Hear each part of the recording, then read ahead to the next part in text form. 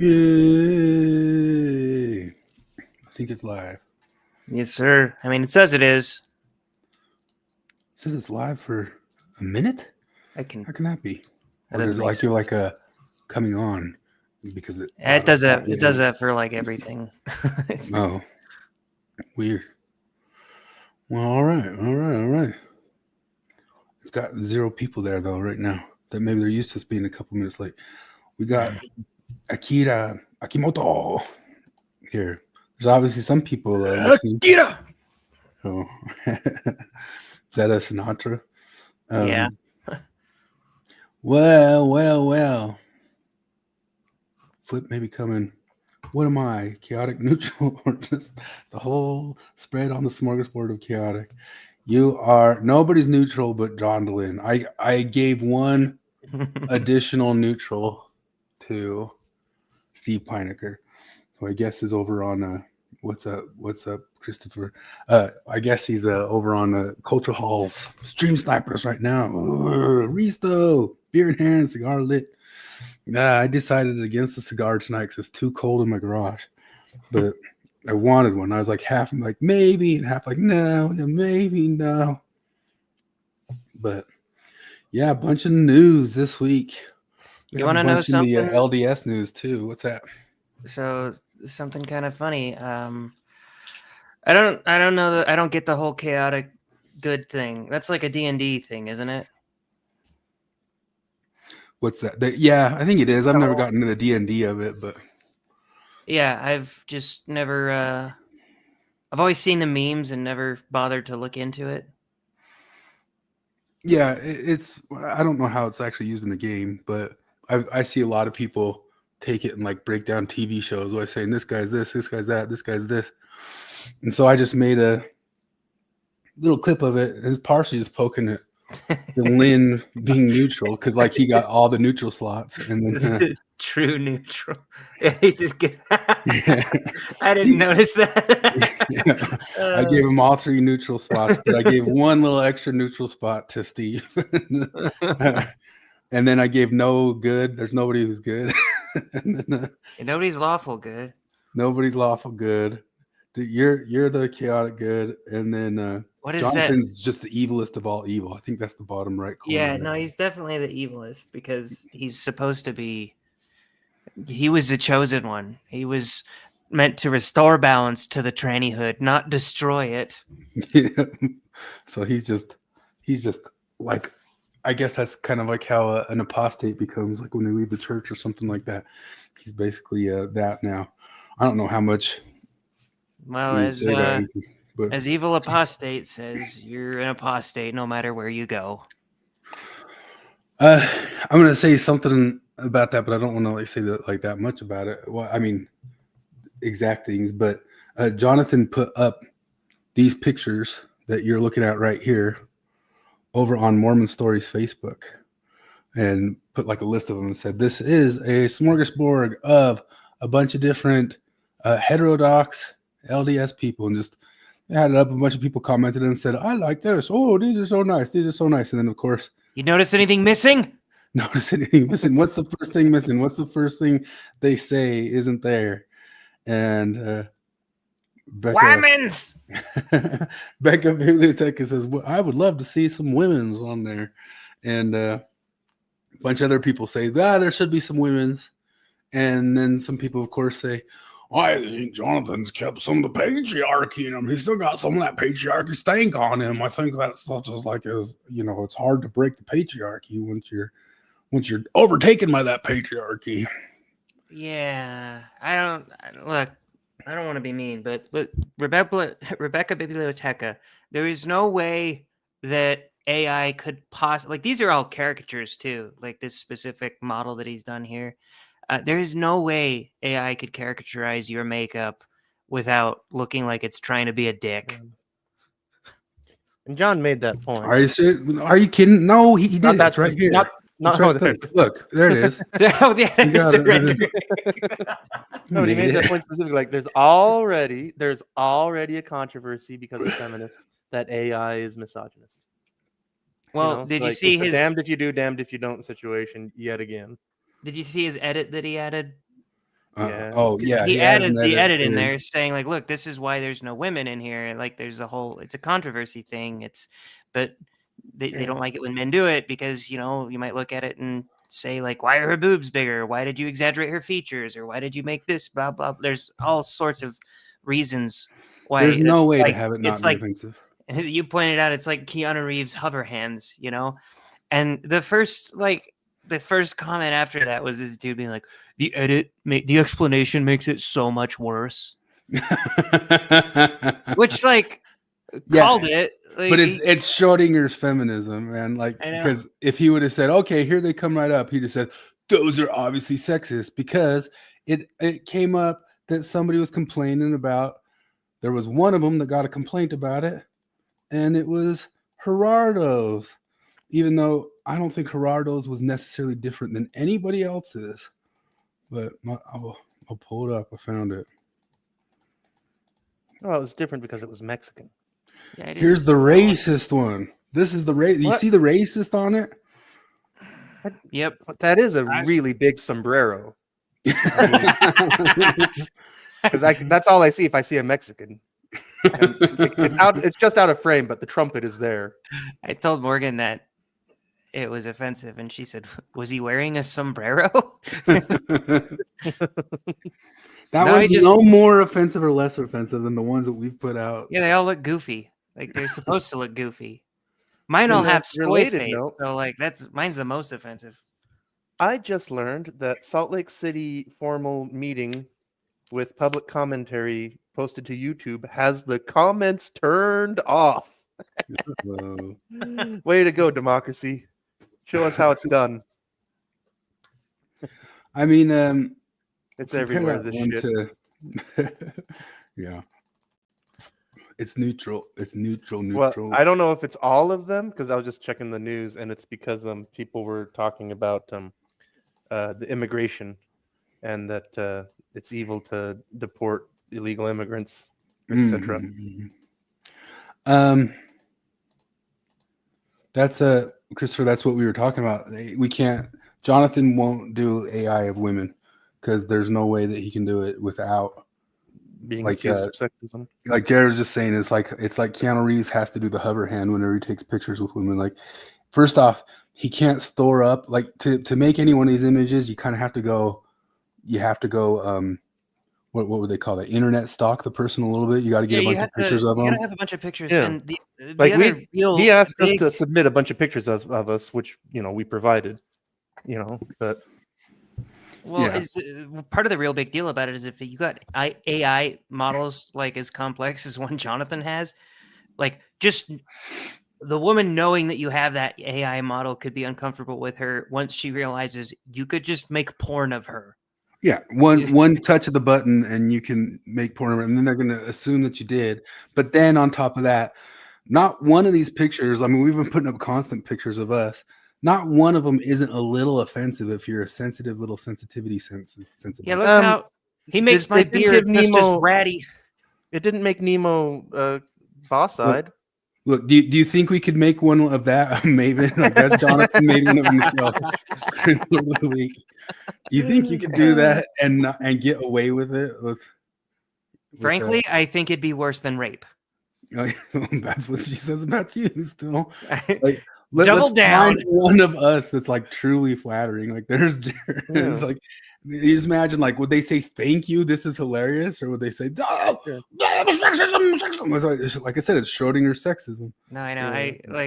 I can't even complain about him though, because I'm like, what am I gonna say about mine? Like, oh man, my hair's always really messed up. Well, okay. Then my beard's pretty ratty, and that fuck. How did AI know that I'm fat? Who told him?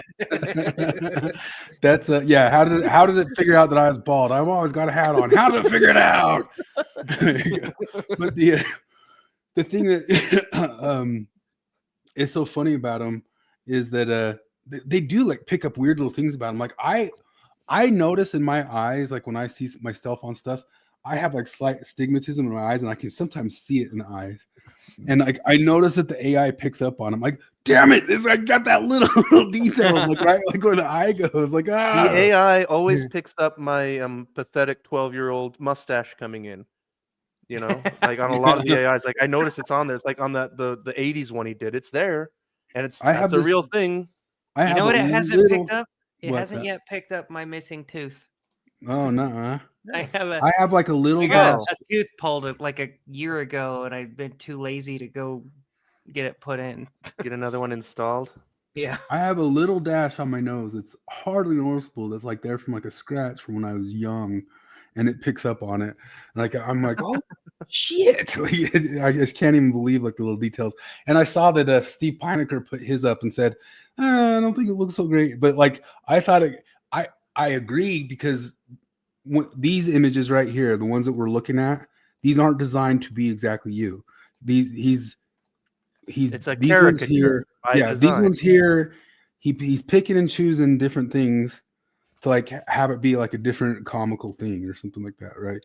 And this is like some sort of like type of AI art. I think Jeremy Reynolds, like that really trips me out because that looks like the guy except for age 30 years, but exactly what he would look like age 30 years or something like that, you know. But these are caricatures that are supposed to not be exact. Like the one you see Steve Pinecker down there. No, that's not exact Steve Pinecker. But it'll also look better the more pictures he has of somebody or something like that. But It's just there's Troy, and Troy's cross-eyed, and I'm like making like an exasperated scream face, and Jared is too. Where's Flip? Flip's just angry. I look in there. very mad. Flip That's looks not kind of fucking cool in that one. Yeah. He looks like he's about to get revenge or some shit. He's about to debate Maven in that one. Oh, I thought it was film noir private detective. That's what I was Yeah. hoping, but He looks like he says stuff like, "I'm too old for this shit." So those really No, are our dogs and cats in there and stuff too. And Yeah. it's not exactly my dog either, but like the little things that it does pick up about Bucket, Steve, what do you think of your I don't think AI? like an artist could ever kind of like pick up some of those little things, like a little bit of like how the eyes are, a little bit how like the mouth is held, you know. But then then there's also something that's not exactly right about it. Like, so you might say this is racist. Why is it racist? He's got his mouth open, but tell me that his mouth doesn't open like that, like with his tongue. That sort of deal, like the way he holds his mouth. That is just a caricature of how Gerardo actually looks. Hate to tell you, Gerardo, if you're offended by it, you're offended by your slight caricature. That one's like the least.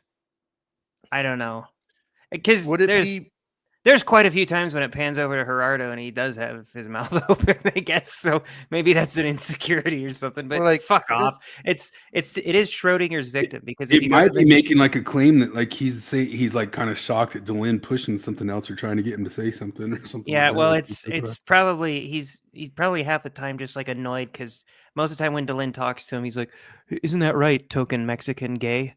I was just listening to that today. He was talking to them, or it wasn't today. The other day, they went over the Book of Mormon. The Book of Mormon. I guess there's a new title page. The Book of Mormon. Yeah. Oh my god, that's gotta be what is that? I don't know. They changed it up. Book of Mormon title Page. So this is one he made to me, and like the 80s hair of it. Charlie's like not exactly right, but he's close enough. But I don't know how good it is at picking up the exact little particularities of the dogs. But I did. I put my profile picture as the one he made of me, and my grandparents, when I saw him next, like they liked the picture, and then when I saw him at Thanksgiving, they were like, "Man, your beard sure does grow in fast." You want to know what's crazy about that one? There's also one like this. It's my Facebook picture right now, but I think it does kind of pick up exactly how my hair does or would grow in like back when it did. I mean, really? It's so crazy. Yeah, it totally knows. No, it's funny because it's just Schrodinger's victim because I'm thinking of like Nemo. He could be offended either way. Like if you don't do the cockeye, he'd be like, "I'm sorry, do you think that's a deformity that I am not proud of who I am and I haven't accepted who I am?" But if you do it, like, are you exaggerating a feature of me that ought not be made fun of? Yeah. I don't know. Anyway, all of these got removed. They got removed. And we're apparently it's the spirit of contention or something. There's just something about Some trees? Jonathan that. I think it's frozen. Or Yeah. am I frozen? No, What? I think Are you you were back? just frozen for a bit. I must have been frozen. What were you saying? I was just saying. Apparently, Jonathan brings the spirit of contention. Yeah. We're not saying God you're delete it. bad, Jonathan. We're just saying you aren't allowed to talk. You're not as neutral as everybody else is. You're nowhere near They're- neutral. They're way neutraler, man. I'm gonna repeat. I got told on a post that never got taken down on an ex-Mormon page. Vote blue no matter who. Verbatim. Like that's. I was told that, and I'm like, oh, I thought we didn't get political, and they're like, well, fuck Well, you. that's not It's- politics. Yeah, that's literally not political. It's people's lives at stake. Oh, that was on the Mormon stories. no, that was on Exmormon. I've been booted from Mormon stories for like 2 years now, 3 maybe. I don't know. So I have an example. It had to have been within 24 hours of when Jonathan was told he was being too political that they posted. Let me see if I can find which one it is.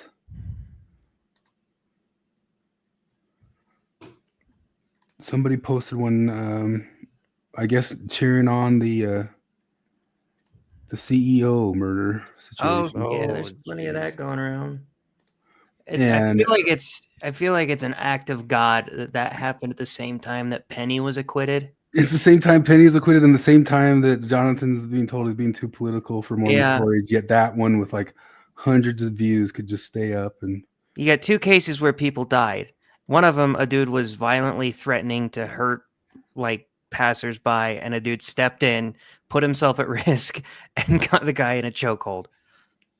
Then the other one, a guy just walked up to another guy and shot him in the back. Guess which one's the villain? yeah. But I mean, I got a bunch of memes from the people who think it's all good or whatever. But dang it, I thought I had the one that was posted on the Mormon stories. I do have it somewhere, but I thought I had it on the slideshow and I don't. I'd have to pull it from the Facebooks.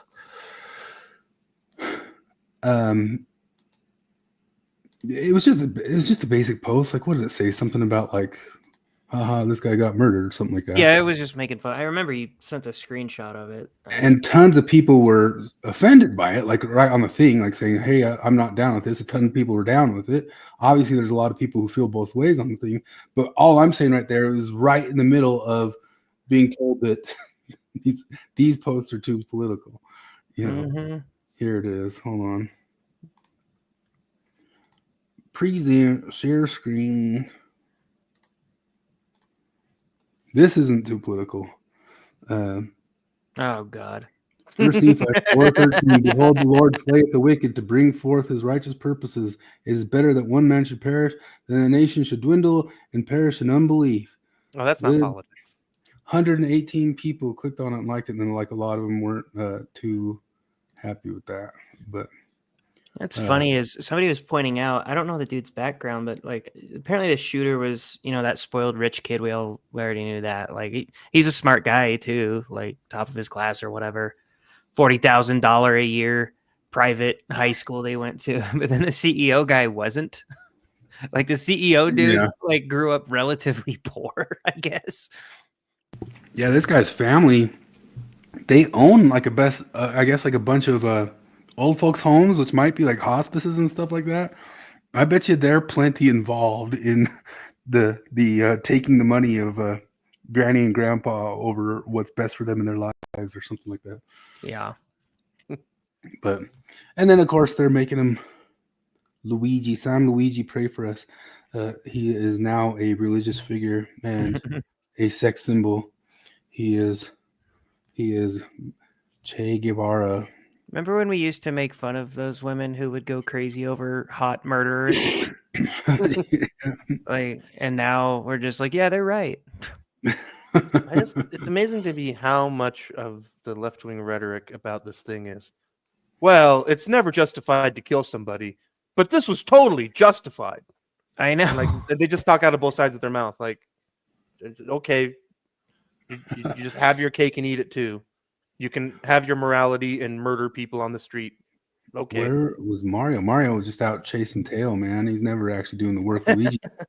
Luigi's taking out the ghosts and all that stuff. Although I'm worried now that like the next Luigi's Mansion is not going to come out because he kind of like walks around with a gun and that, and they got all these memes in it now that oh man, I just saw the best clip of Rachel Maddow getting smoked by somebody in a live thing. I think it was a little old, but Is it the one? Is it the wage gap one? Because that might be the funniest Maddow clip ever. no, somebody just like starts barking at her instead. She's like at a meeting and he says, "So how many of the people who went down and blew up the pipeline were LGBTQ?" You know, he just like said stuff like that. Did we do some DEI hiring for the people who went and blew up the Russian oil pipeline? Could you answer that for me? Sort of thing. Do you see this meme? A bunch of people were putting this sort of thing out, which was one of my customers came out for me on December 4th between 6 a.m. and 6 p.m. here in Utah. And it's all just kind of people giving like fake alibis for them. Funny. Here's Kyle Kalinske, the totally sane dude on the Twitters. Does Kyle Kalinske, like, does he cater his entire look to like purposely look like a 90s douche? I think so. He just suddenly did that when he married Crystal Ball. Yeah, I don't get it. It's like he looks like he should be in a boy band in the 90s. Steve said it reminds you of Mario Brothers. Well, people are memeing about that. There's people with the AI stuff putting up Luigi. Apparently they found him. Luigi standing, smiling with a gun. Har, har, har, har. So I listened to the whole entire hour and 40 minutes of Zelf talk about this. Did you listen to that? No, but I bet it's exactly what Flip already said. It's like, and obviously we're saying it's never justified to kill somebody, but I mean, But if anybody deserved to die, yes, it's hard not to be a little bit joyful here. So there's somebody assuming that Luigi went through some sort of sick father thing that they're writing in their own stories to it. Somebody took the time to make an image of the dude who got killed with denied stamps. But that's a fantasy. I don't think anybody that he knew died or didn't have insurance. He's a rich kid. He is just people are speculating an awful lot. He had that crazy back injury that just gave him constant pain, I guess.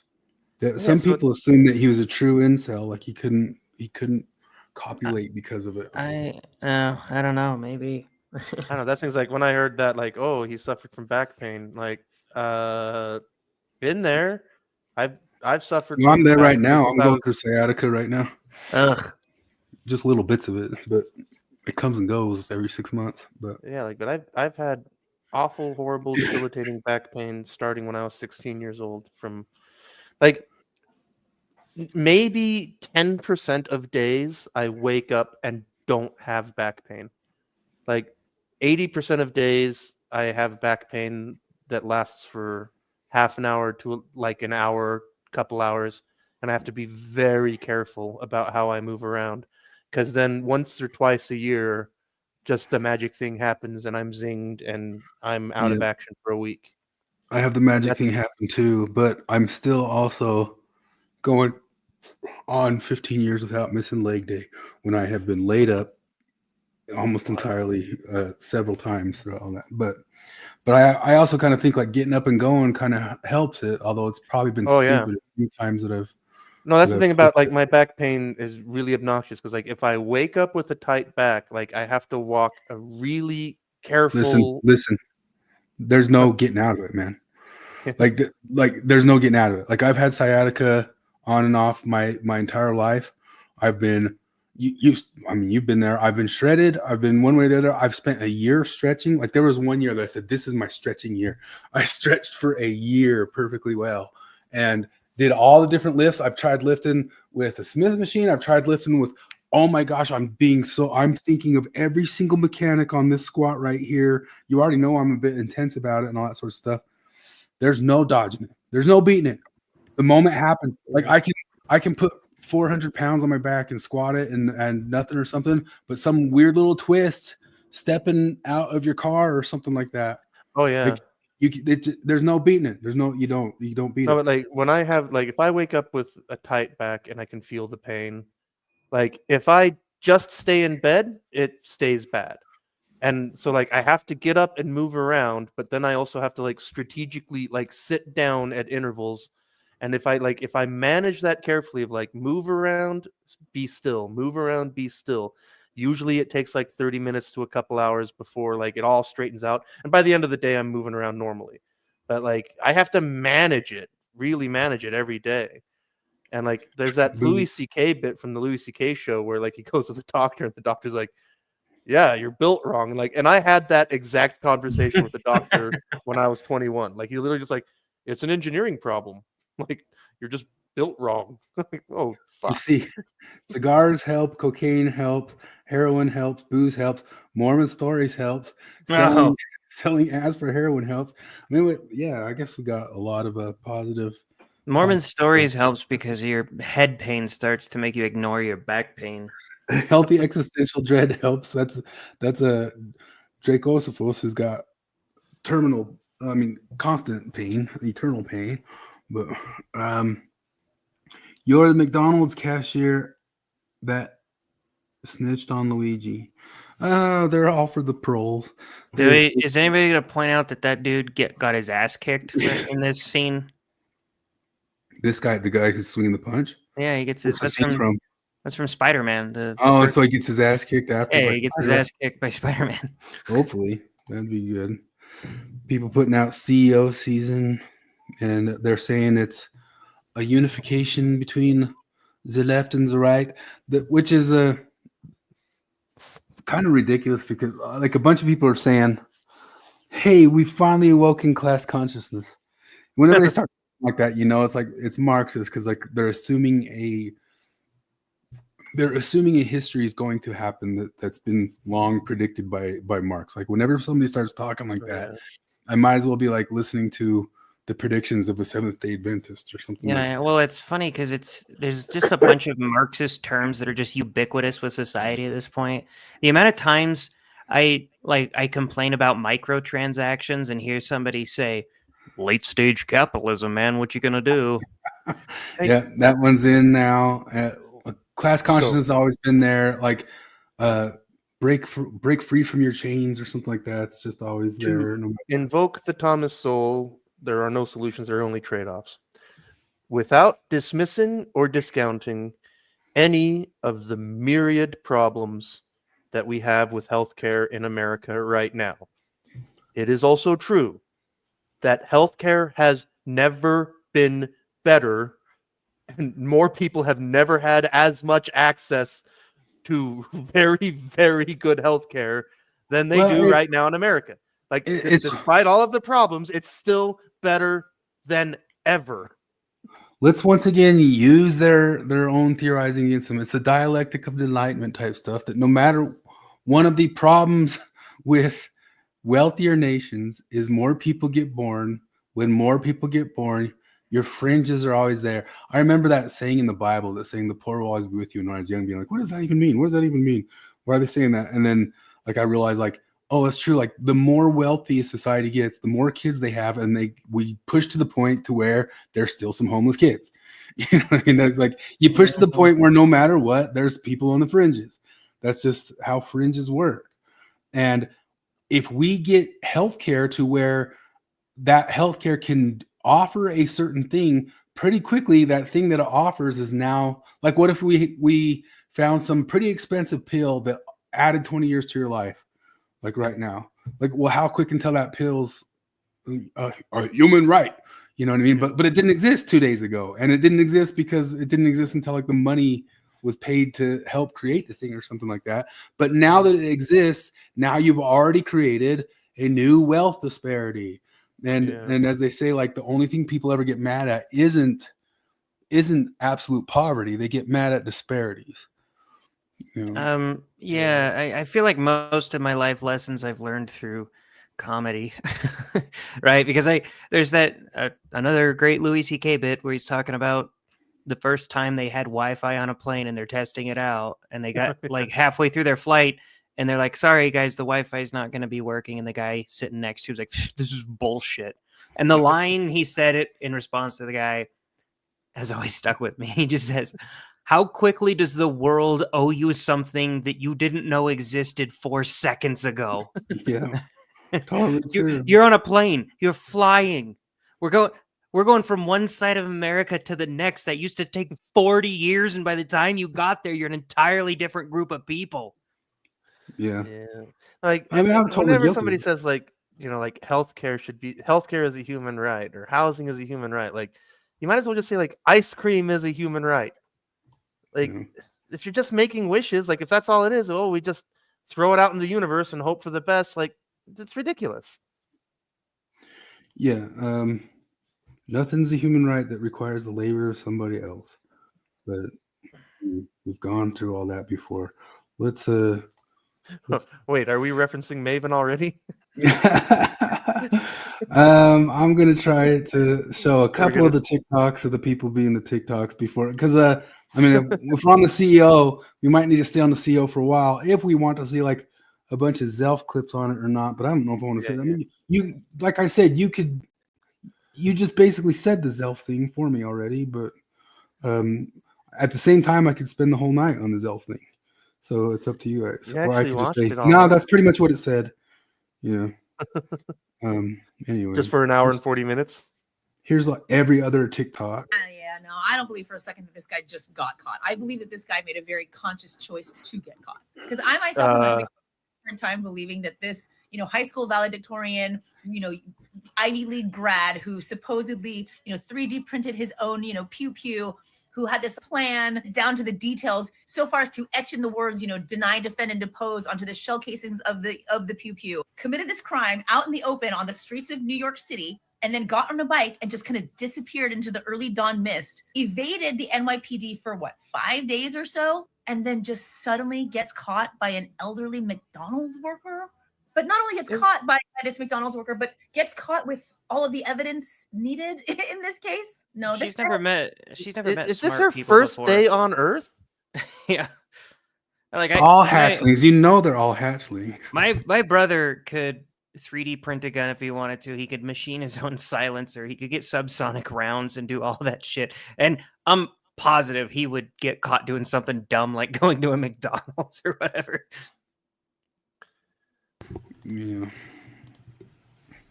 Very specific. And on top of that too, having all the stuff on him is if you are wanting to make like a protest, like you're a terrorist or you're doing something for a message, getting caught with the stuff might be part of the message, So yeah.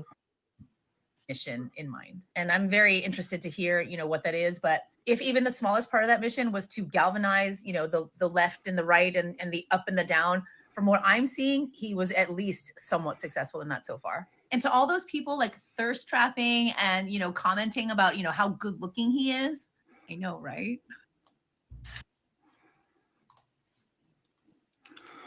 Watch this one. What's the name for being sexually attracted to violent criminals? There's a fancy Greek Isn't word there a for term it. for it? Yeah, I can't remember it now. I can Sadism? look it up, but no, So it's not just sadism. It's a fancy Macy's word. Guys, I didn't know Macy's was as savage. Hybristophobia. They've been under. Say it again. Hybristophilia. Mm. Hybristophilia is when you're sexually aroused by or attracted to criminals that do taboo things. I was just watching Saturday Night Live that has done a couple. And by the way, predominantly a female phenomenon. Yeah, Saturday Night Live just put out like a clip. It was on the Nate Bargatze episode, which Bargatze's funny. Like sometimes they live and die by like who their host is, but he had an episode where it was holiday Hallmark films and murder films mixed together. So she falls in love with a dude who's also wanting to murder her, and she's wow, it's the best of both worlds. Like, well, I thought you went to your job in the big city and you came back here to the small town, which is the place I chose to be a murderer. And mixes the two. Underestimated. They discounted the jacket worn by the CEO shooter, the guy who shot the United Healthcare CEO in New York City. His jacket is on sale at Macy's with a discount code of friend. Here it is. That's lamb's blood, dude. That's what that is. So the worst thing about this is, so one more guy talking.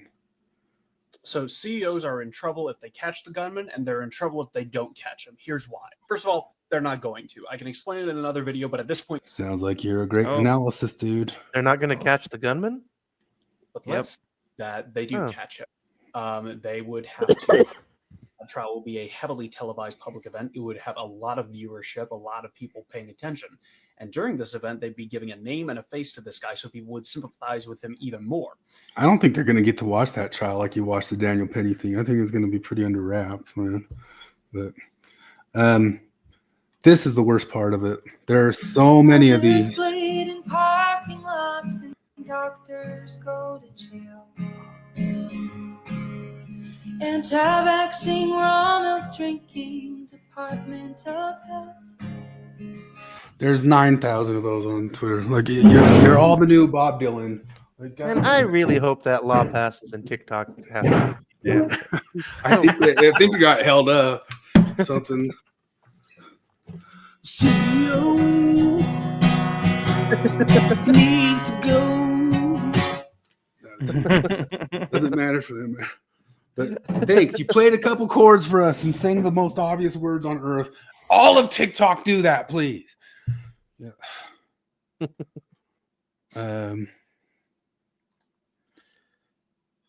Anyway.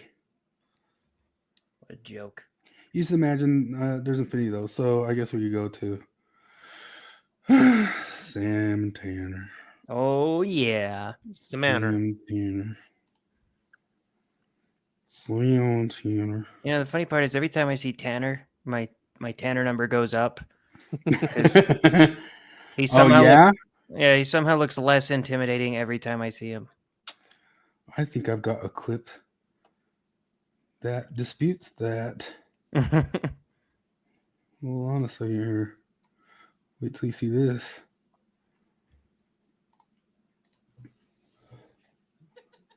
The lighting is horrendous. It said, What'd you think of asking your straight boyfriend about Wicked. Oh, that's slander. What'd you think of Wicked? That was pretty good. Yeah, good to see the Irish getting some representation in the media these days. It's obviously Irish coded. It's hard to be Irish in Boston. Wicked. Metaphor, literature metaphor for Irish pride. Yeah, green, obviously. Go south. Wait. I'm crying. Hold on. Give me a second. Babe, I've told you. Dude, babe, no, babe, listen, I've told you. Celts win every time. Larry Bird, 3. Celts. That's in the sink. Magic Johnson. Oh, Magic. Wicked. Boston. So It's pretty butch to me. Still think you can take on as many Tanners? Yes. His analysis of sports ball is thoroughly unintimidating. I was watching on HBO. It's a pretty good series. I think it's called Winning Time. The series with Magic Johnson and Larry Bird. And the guy who plays Larry Bird looks like Larry Bird, but obviously does not play basketball. Really? And it's the toughest thing on earth to like watch it and be like, oh, come on, dude.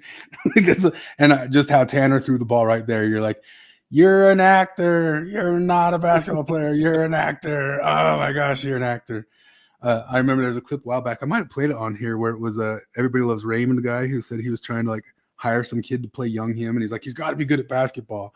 And they tried to like get this actor kid. And the actor kid said, yes, I can play basketball. So then he filmed himself on TikTok because he'd never played basketball, saying, guys, give me advice. I need to show them I can play basketball in one night. And it was so funny. He so obviously didn't play ball. And if you play basketball at all, you know who does and you know who doesn't. And he went into it, and it did not go well for him. But I heard that about so many other movies. Like there's a bunch of movies like where they had to like teach somebody to throw for the movie. It's so funny with that.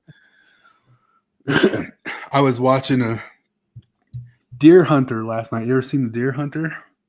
No. Not all the way. I've only seen clips. I've never actually watched it. It's a rough movie, but nowadays, after like everything that's happened with De Niro, and I've seen so many other think pieces on him and Christopher Walken, and I heard all this stuff about Christopher Walken kind of being like a theater kid, and he had like a theater mother who took him everywhere and all that sorts of stuff. And so that movie has Walken and De Niro in it being tough guys who are deer hunters. And my brain's changed so much on them now. They just kind of look like theater kids to me now again. Like, so they're supposed to be tough guys in this movie. And to me, it looks just like Tanner being deer hunters in that movie. Like my it's a great movie. I love that movie, but my brain just sees Tanners there now with those guys. They're just so, my brain's been so blue pilled on them. Like they're so obviously not those tough guys anymore that I can hardly watch the stuff the same. But, some of the stuff he says, we'll just put it right at the beginning. Would you Come like on. to see the cringiest Tanner cringe of all time? Yeah. Oh, yeah. Is it one of the old comedies No, it would No, that you had? I'll send it to you. I might have showed it to you before, but I'll send it in the group. You do your thing. and it's like, is it beautiful that people pray Come on. even Why though is we it kind not backing up? hello to the insured and uninsured. Oof. being inclusive. You're talking to me. I'm uninsured, and I thought you were getting insurance. next year Why don't you just have the really cheap marketplace insurance like I have? Because we done this one. I did the whole thing. I did the rigmarole, and they were like, "It's going to cost you $200 a month." What? I mean, you can do like the bare bones one, I guess. That's what I do. But I was like, "This isn't Yeah, it's it not even worth sucks. it at this point." You have Like, an ovarian cyst, you're out $1,000. yeah, I'm like, if I get an ovarian cyst, I got bigger problems. You've got nightmare. That's Hello, what. everybody. So they don't have insurance. You won't get insurance because the most basic one's $200 a month. Although thanks to Obamacare, if you don't have insurance for the entire year, you're supposed to pay $800 by the end of the year for that. So that's already should be covering like 400 of your bucks right there, right? But you think that if we got universal health care, that wouldn't be $200 a month extra on your taxes? Do you honestly think that? Do you honestly think that would? How much to every American do you think like a universal single payer would increase our taxes? I don't even want to Julian? think about it. But like, so Tanner and Sam are constantly talking about not having much money. Because is this really their only source of income? Does Tanner not have another job? Because Sam is a divorce coach. No idea. Like, but if you're in these dire straits, how do you fund an entire trip to Costa Rica? Donations. Yep. Yeah, you can just crowdsource your ovarian cyst removal. Yeah. Or maybe Luigi will do it for you. He's a hero. Yeah, he'll just hold a doctor at gunpoint until he removes your ovarian cyst and you're golden. Ready? Hello. Should we just check the sound? Spellings, they go back hundreds and thousands of years in the history's long game of telephone. We have the Bible, and then we got the fan fiction of the Bible, the classic, the Book of Mormon. Well, we're doing But the we fan thought- fiction of Yeah. the fan fiction. We're going into Mormon Narnia. Frankly, I don't know if I can handle that's these pretty guys. explicit in the Book of Mormon. You get whiter as you get more righteous, which So interesting, nice. huh? Yeah. And as someone with vitiligo, I'm gonna talk about some of the stuff that they have marked here, and you see if you want to jump to it, because I don't know if I want to sit here and wait for them to say dumb stuff. They say it's good that the French Revolution is going to come up. Ben Shapiro got humiliated because it turns out his whole side woke up to class consciousness too. The left and the right are united because of this. It's a scary time for him because of our privilege and our democracy that could just all go away. They start talking about the Unabomber because that guy read the Unabomber, and they start talking about how they recognize the violence of the Unabomber, and they recognize that violence is bad, but this is good, but violence is bad, but this is good, but violence is bad. And the whole thing just kind of made me go like, you guys have been talking the past several years, like the January 6th guys, which by the way, did you just hear that the DOJ just dropped a thing saying that there were 26 federal agents at the January 6th riots. Really? Yeah, No, that's Russian disinformation. it's U.S. Department of Justice information. I don't. There's no way that NPR lied that much. They are a serious news organization, not a propaganda outfit. Did they name him? Was Ray Epps one of them? They haven't named them. No, Oh. they did say that of the 26, 17 of them did illegal activities. Jesus. Yeah, 9 of them didn't. So I say Jesus, but I'm like, I'm not shocked. But they usually wait longer than that to release their bullshit, you know? I guess they're just doing it because they know that they'll have to here in a few months, probably. So there's constantly kind of like talking about like the Unabomber stuff and the way they're going to escape modernity, but they're gonna understand the violence, but you can't be pro-violence, but we understand the violence. And I was just saying, like, you guys, if the violence at all comes from an incel from the right wing towards any sort of superior that you guys back up, like if this were Bill Gates, like what if this were Bill Gates? What if this was Gates and it was done by Fuentes? Like it. So Yeah. this is like, I'm sure they would like stand on their principles, right? And they'd be like, no, CEOs. That's what they always do. Yeah. CEOs are harmful, and nobody should be a billionaire anyway. Yeah. And What if Yeah. somebody shot the evil, multiple private jet having, gigantic mansion living, enormous entourage to keep them billionaire Taylor Swift? What if some hero eliminated Taylor Swift because she's For all that carbon, just the carbon alone of the all two the jets carbon? that fly to every place. Yeah, and like I Oh. mean, she represents all the worst things about capitalism, about somebody just taking all the wealth for themselves. Surely they'd say yes. We must stop Taylor. Grateful for this precious gift of consciousness in this bizarre, fucked up world we happen to live in. I thought it was a class consciousness quote. I'm gonna go to the what a stupid thing to say. See which part of that a lot. Oh, sorry. Just kind of a reasonable Ben Shapiro comment section. Oh, you know. yeah. Or a reasonable Ben consciousness? Shapiro section. A reasonable Ben. So Ben Shapiro had a show, and I guess his comment section told him to shut the F up about the murder or something like that. Yeah, I mean, In to the his Ben- credit, he doubled down on it. Like that's the opposite of audience capture. Yeah. Or Class consciousness in the Ben Shapiro comment section. okay, devil's advocate. Oh, you're Is this really the way utopia's coming. to handle? Can you not take the side of a healthcare company and not on the side of gunning people down in the street? I mean, I think everyone knows that we're not really murder guys. We've always been in favor of sliming the rich, and I think that remains true. Yeah, more humiliation. Yeah. Slime-based humiliation. Yeah. Yeah. I mean, Just yeah, do I think pull someone can just be pranks like, on against him. the fact that it's a murder of a human being? Sure. Yeah, that's fine.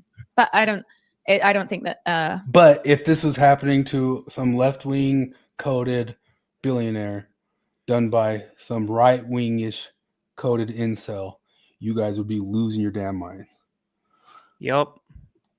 like it's more the issue of like the evil, like to not recognize why people might be cheering this or might be Yeah. having more. Oh, we can just review stuff neutrally because we're neutral. I love this, like, to not recognize why people. No, we understand exactly fine what you're saying. I love it. She just, all of these people, Maven, Jacob, these people, they all do like, well, Seth, you just don't understand. No, we understand perfectly. You're wrong. Like, we're not too stupid to get why people are mad at health insurance companies. It's not okay to murder them. Nobody on the right was aware of their poor situation, their poor position. None of the celebrities voting for Kamala made them very aware of their poor, of their class situation.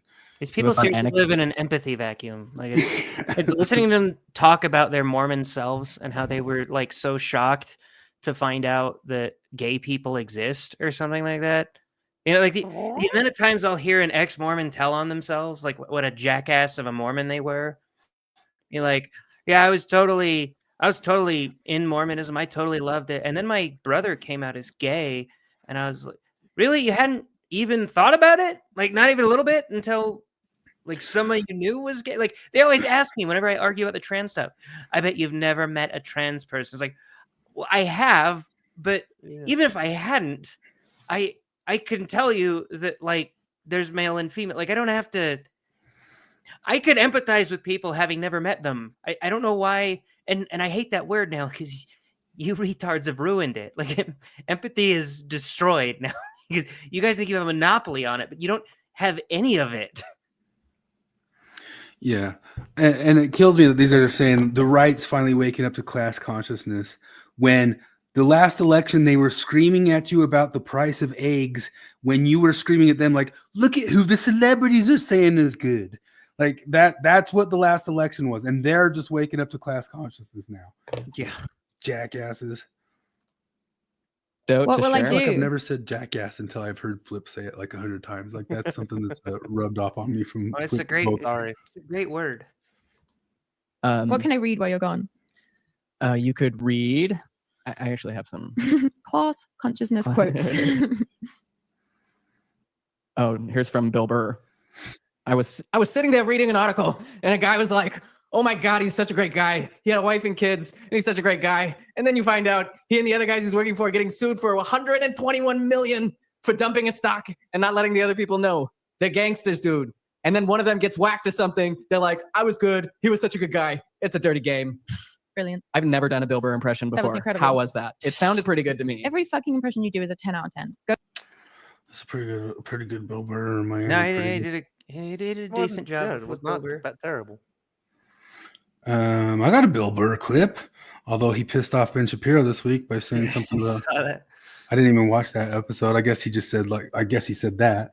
But guess what? Bill Burr's, just like he unifies the left and the right about killing the CEO, I have ways he can unify the left and right too. Let me see if I can pull the clip I had of him. No.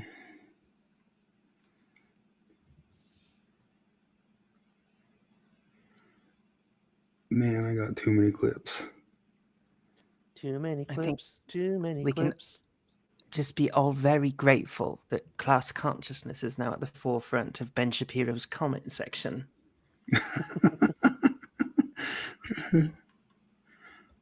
I think I'm all the way into last week. No, I'm not still. Dang it. Man, it's too hard to find stuff. I gotta line it up a bit better. Give us a better Bill Burr real quick. Did you do Bill Burr? I can't. I don't think I can. I've never really tried. I don't know. I'd have to get a quote. How do you do a All Boston? these mothers bending over at the knee, putting DVDs into DVD players. Oh yeah, hottest job in the world. Sure, Oprah. I turn to my wife, and of course, I take it out on her. Yeah, you gotta. It is. I think that's pretty good. Son of a bitch, man. Why am I having? It was right there. He's got that great bit No. about killing yourself to get out of dumb little situations. Like the example he uses is baking a pie. Like, I told him I bake a pie. I don't. Also, this while I'm looking, the Babylon Bee got fact checked by Reuters for saying that Allahu Akbar has become the UK's most popular way of greeting. Oh Jesus! I didn't. That's Oh, they're like, yeah. and it was taken seriously. The dumb conservatives thought that fucking Babylon, like, didn't know about Babylon Bee being a satire site.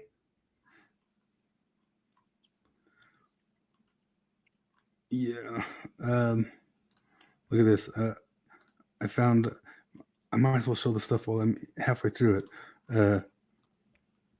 I found this post on Bill Gates. Both first name Bill. Both wear sweaters. Both play doctors on TV. Both wants to put something in you without your permission. That's Bill Gates and Bill Cosby.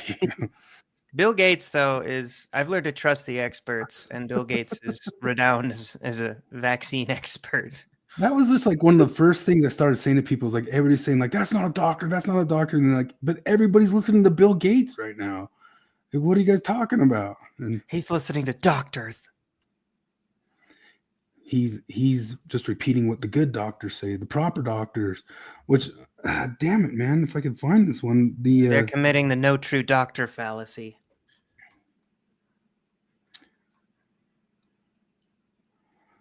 But I mean, this goes right in line with what Bill was saying in the clip that I had, and I've completely lost it. The Bill's Gentlemen's Club from South Park song is just going through my head now. You remember that? The episode about sexual healing, about sex addiction, and they have Bill Clinton and Bill Cosby go around as the Gentlemen's Club. I'm Bill, and together we're Bill and Bill. They got Bill Cosby and Taylor Swift singing their rendition of Baby It's Cold Outside. She's like, I really gotta go. Just stay inside for a minute. What you put in my drink? Just relax, baby girl. I just remembered what it was. It's because it's not these YouTube clips start coming over, and they're not like coming over with like the picture on the clip. It's just saying YouTube on it. It right next to it, I have one of the Gentleman Broncos. You took the time to watch the Gentleman Bronco. Oh yeah, what'd you think? I found the Bill clip. Hold on a second. I liked it. I need to watch it again. I only saw it once. It's not streaming anywhere, is it? I don't know. I don't know. I gotta figure that out. You know what's funny right now is watching the hardcore left walking away from their hardcoreness. You know, after they fucking took out so many innocent people, now they're doing their new thing. Is like, nobody got canceled. What are you talking about? Oh God, another old person saying we can't even say this. It's like, no, you did do that. You did do that. You fucking cunts, right? That is what happened. That is what happened, right? We all told people they had to get vaccinated, and liberal left people flipped out if you didn't say they, and they tried to fucking end you. That's what they did. That is what they did. Now they're like, what are you talking about? You know, I'd like to hear Tanner do that impersonation. I know. Read that one off, Tanner. Anyway, those two bozos, they I don't know if I want to keep doing their stuff because we got plenty of stuff to get through. He says he wants to watch V for Vendetta, and that Alan Moore is an actual magician. He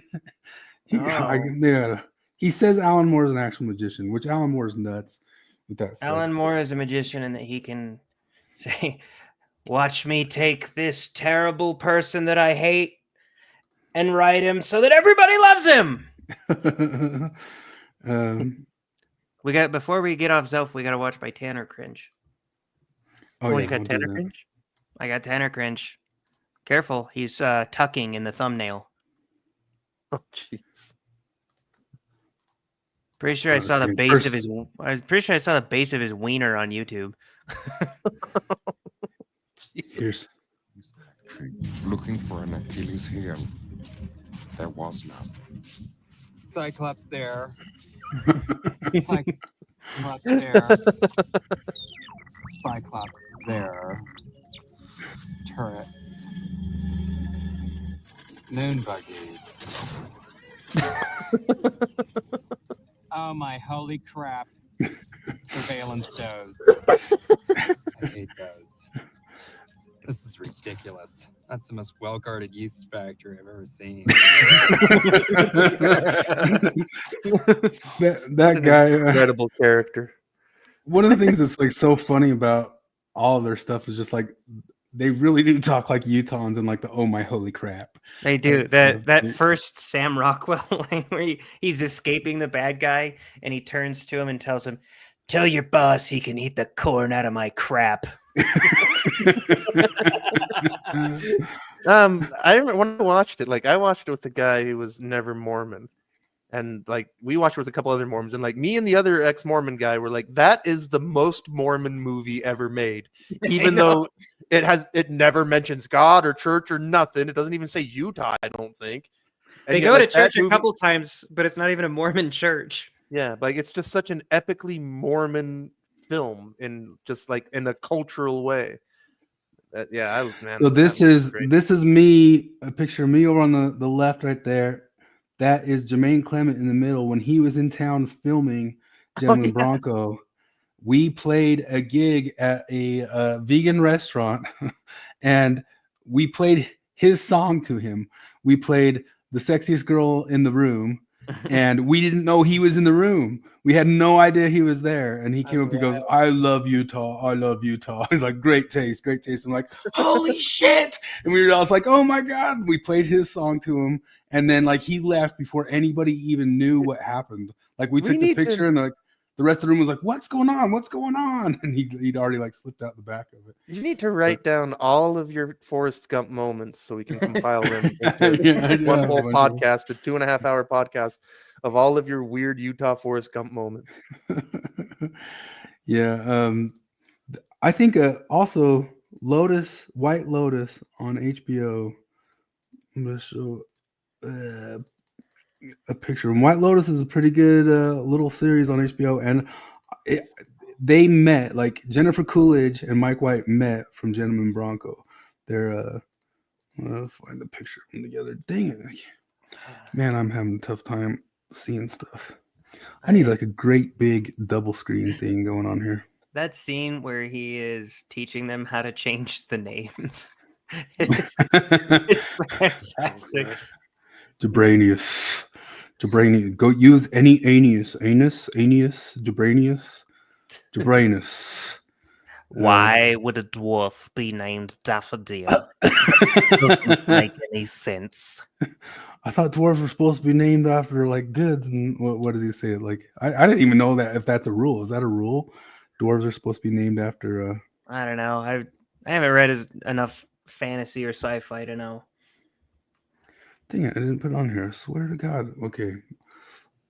I scamper around too much trying to get ready for the stuff, and I don't get ready exactly right. But let's see here. Tanner. I am whiteness. Witness. Oh God! I read it wrong. He's wiener. Is that really there? Hold on. I swear, I clicked on it briefly and I saw the thumbnail like got really big for a second, and he's really tucking in that. I actually see the base of his wiener. It's gross.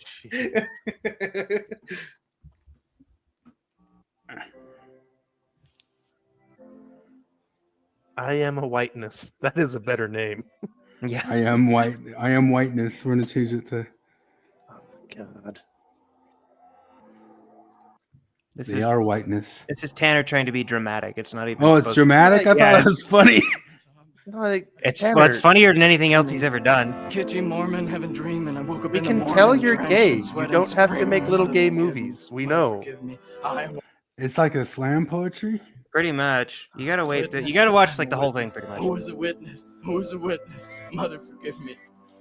Whistleblower at my father's business. Thistle sower showed me forgiveness. Judas the priest on the lips to kiss me. Called to serve a run-on sentence with me. I am a witness. I am a witness. Father, forgive him. Where did he get that guy? What Like the that's fuck? that's pretty well cast. Yeah, that's Mormon dude. the casting director was on point. Kill him. Who is a witness? Who is a witness? None were with me. Lips against me. Right on the mountaintop, he walked me to the threshold of the temple. He brought me under the spreading chestnut tree above me. Nobody saw me. Nobody stopped me. This is the place. Ugh. Wait, you gotta get to the part where the guy starts taking his clothes off. That's the best part. My stomach ache. Steaks raised in a Motel 8. It wasn't fake. It wasn't fake. He washed my feet. He kissed my face. What? Maybe use a little bit of tongue next time. A flag unfurled on a mountaintop. A rippling shock to my small. This has Kwaku energy, man. My small cock? What? Like, this has Kwaku whenever Kwaku gets in the forest. So you guys get out in the woods with your cameras and you do weird stuff, man.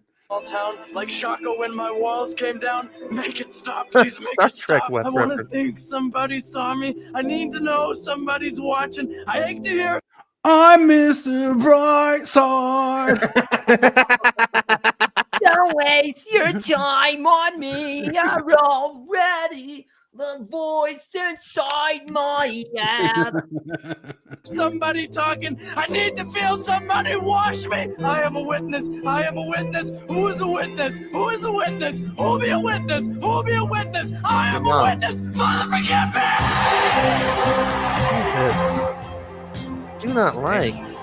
I know. Not good. I've seen my own blood splattered on the snow. I've seen my bone where my skin should go. I've seen her shake from her eyes to her toes. I've heard her scream because she knows I know. I'm not the one. I'm not this one. I'm not my father's only son. Who is a witness? Who will be a witness? It isn't finished. I am a witness. Oh, I guess I he's am a not witness. tucking. Okay, never mind. Father, forgive me. Father, forgive me. Who is a witness? Who will be a witness? It isn't finished. I am a witness. Did not like. Oh man. Well, I mean, Wait, what are the comments? Charles wants to see the comments. goodness. If you found this valuable, please consider supporting on Yeah, Patreon. give us some money. I'm not. Considered and no. I'm gonna say that I think that's kind of better than some of his comedy stuff. Like it cringes me, but at the same time, like There's some he craft put- to it. I'll give he you put that. the soul into that one. Yeah. Yeah. Back here 4 years later to say this is still one of the most incredible works of art I've ever witnessed. Well, EFI Tanner, my God, your art is beautiful. I can't believe the story. I don't believe in that no free will stuff until I see how obvious this art is. But other than that, like, yeah, you're Jesus-y, and then you do like the stuff from the religion from when you're young with the beat poetry. Like, I there's craft to it, and you worked hard on it, but it's also the thing I would have 100% guessed you would have done. Don't know how else to say that.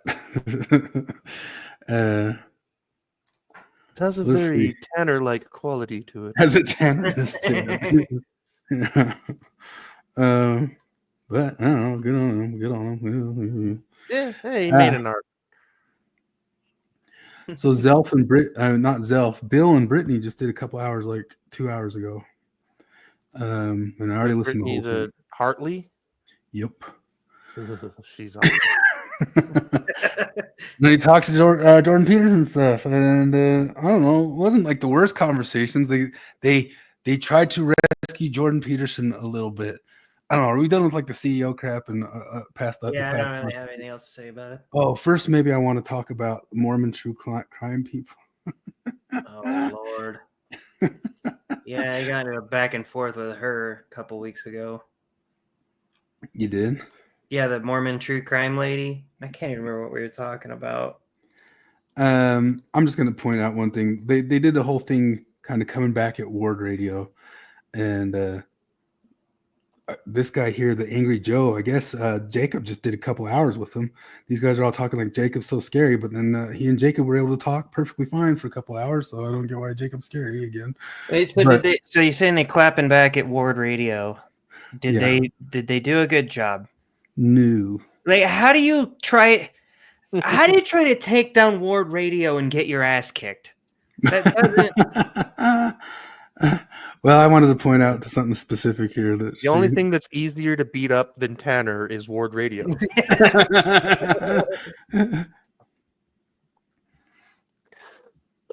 Sorry, Bucket. It's a little uncomfortable for me because Kwaku in the past has crushed on me quite a bit. And I'll be honest, I would put him in like the top 5 of hottest Mormon men on the planet, right up there with like Lucky Blue Smith. But I am in a serious, committed long-term relationship. So she says Kwaku's hot right there. But then what do you think she complains about within 5 minutes? Misogyny? We will. So don't get any ideas. Don't get any ideas. Let me see what minute I'm supposed to jump to.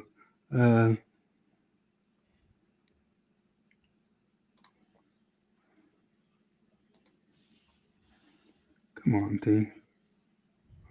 Word Radio watcher because I am, and it's a little uncomfortable for me because Kwaku in the past has crushed on me quite a bit. And I'll be honest, I would put him like clip. I jumped at the 950, you stupid thing. not very Christian. Now, I don't want to put words in Jenny's mouth. It's just the wrong part. Hold on. I'll come back to that.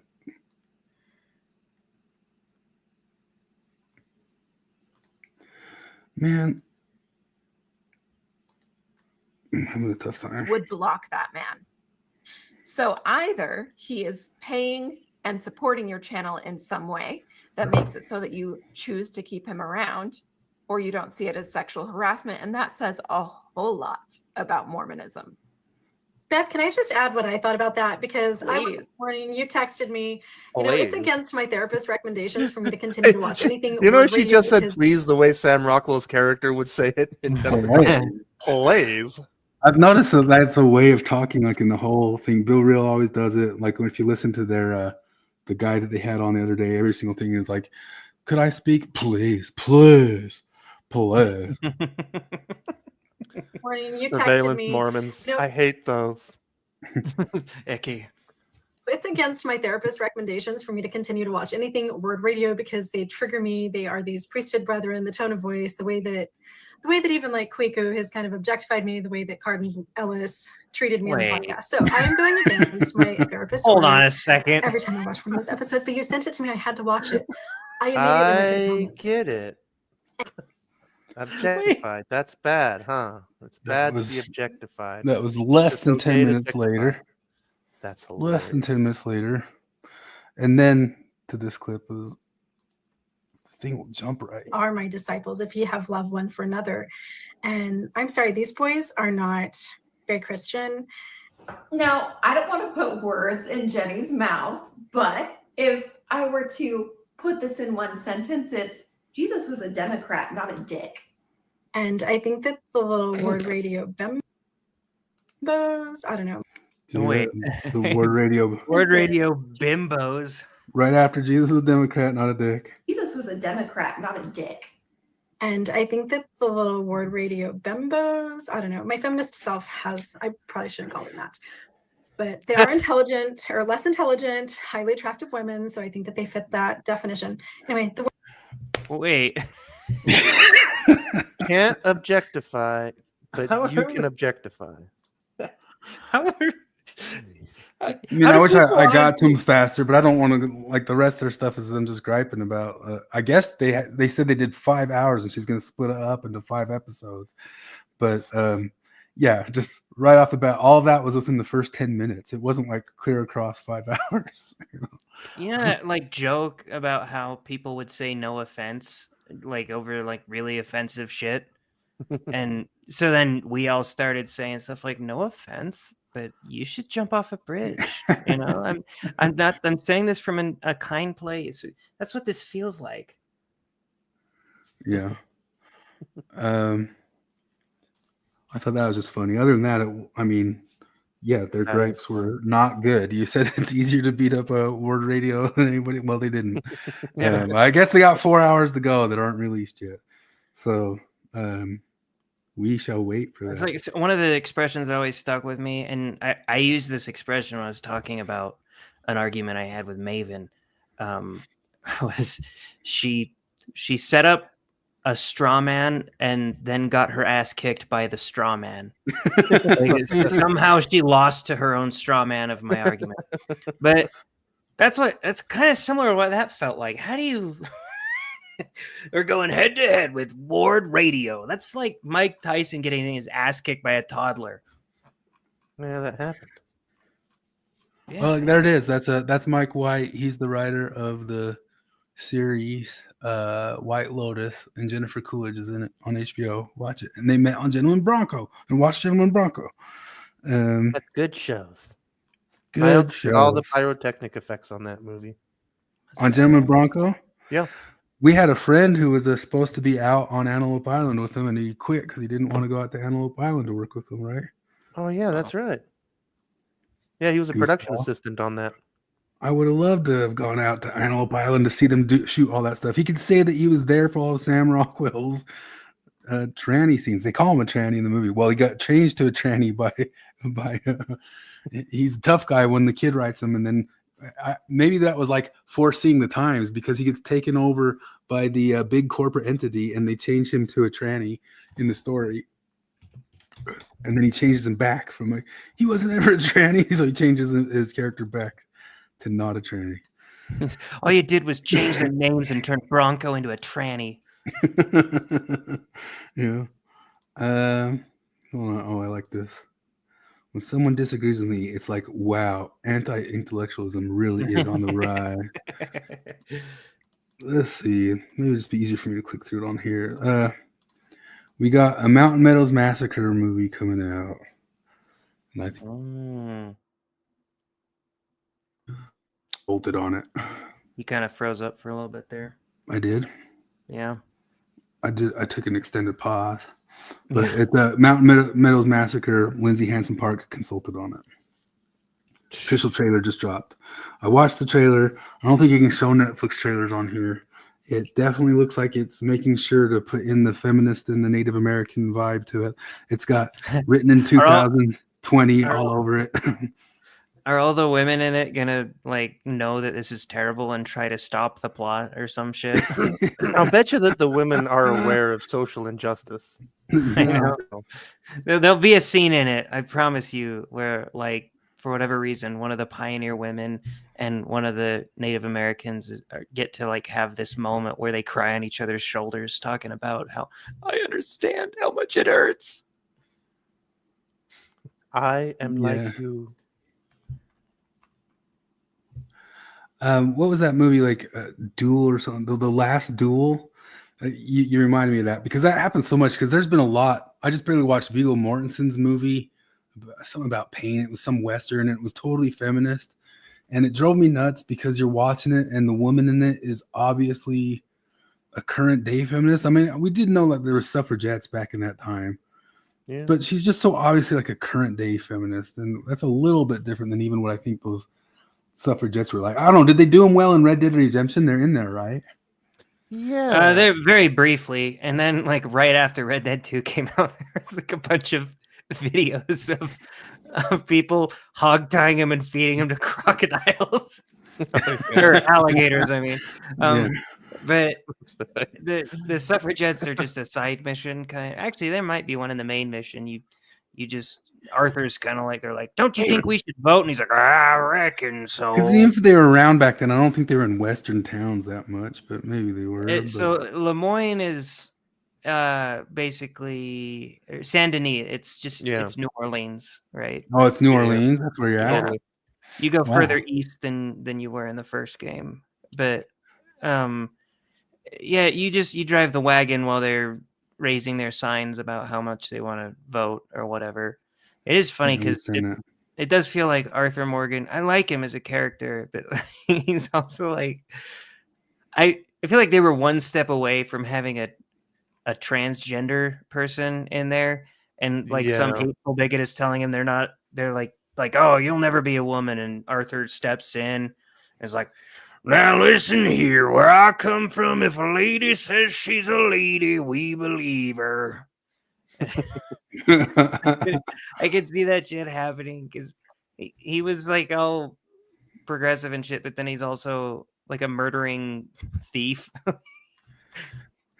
That's one of the things that I said. The stuff drives me nuts because there's been like a lot of Westerns dropped where the women in it are obviously current day feminists.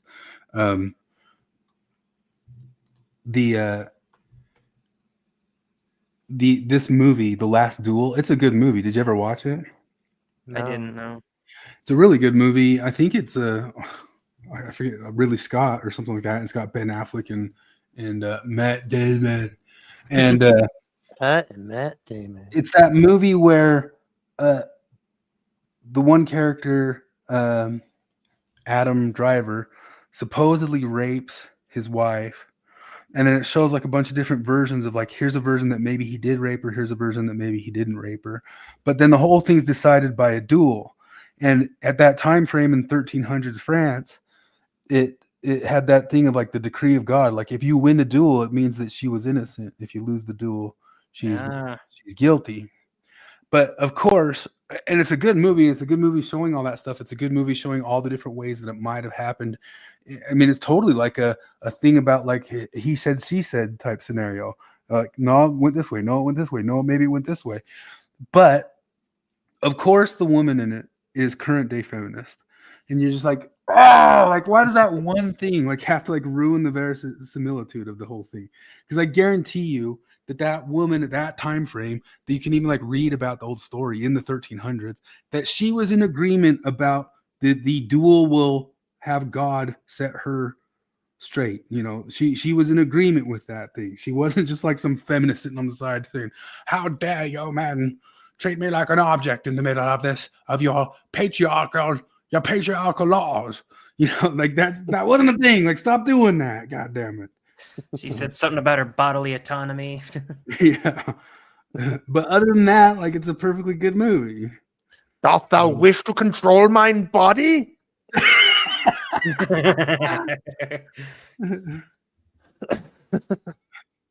They're not unattractive because they're feminists. They're feminists because they're unattractive. Oh, that's me. Yeah, that's anyway. That dig works in all directions. Yeah.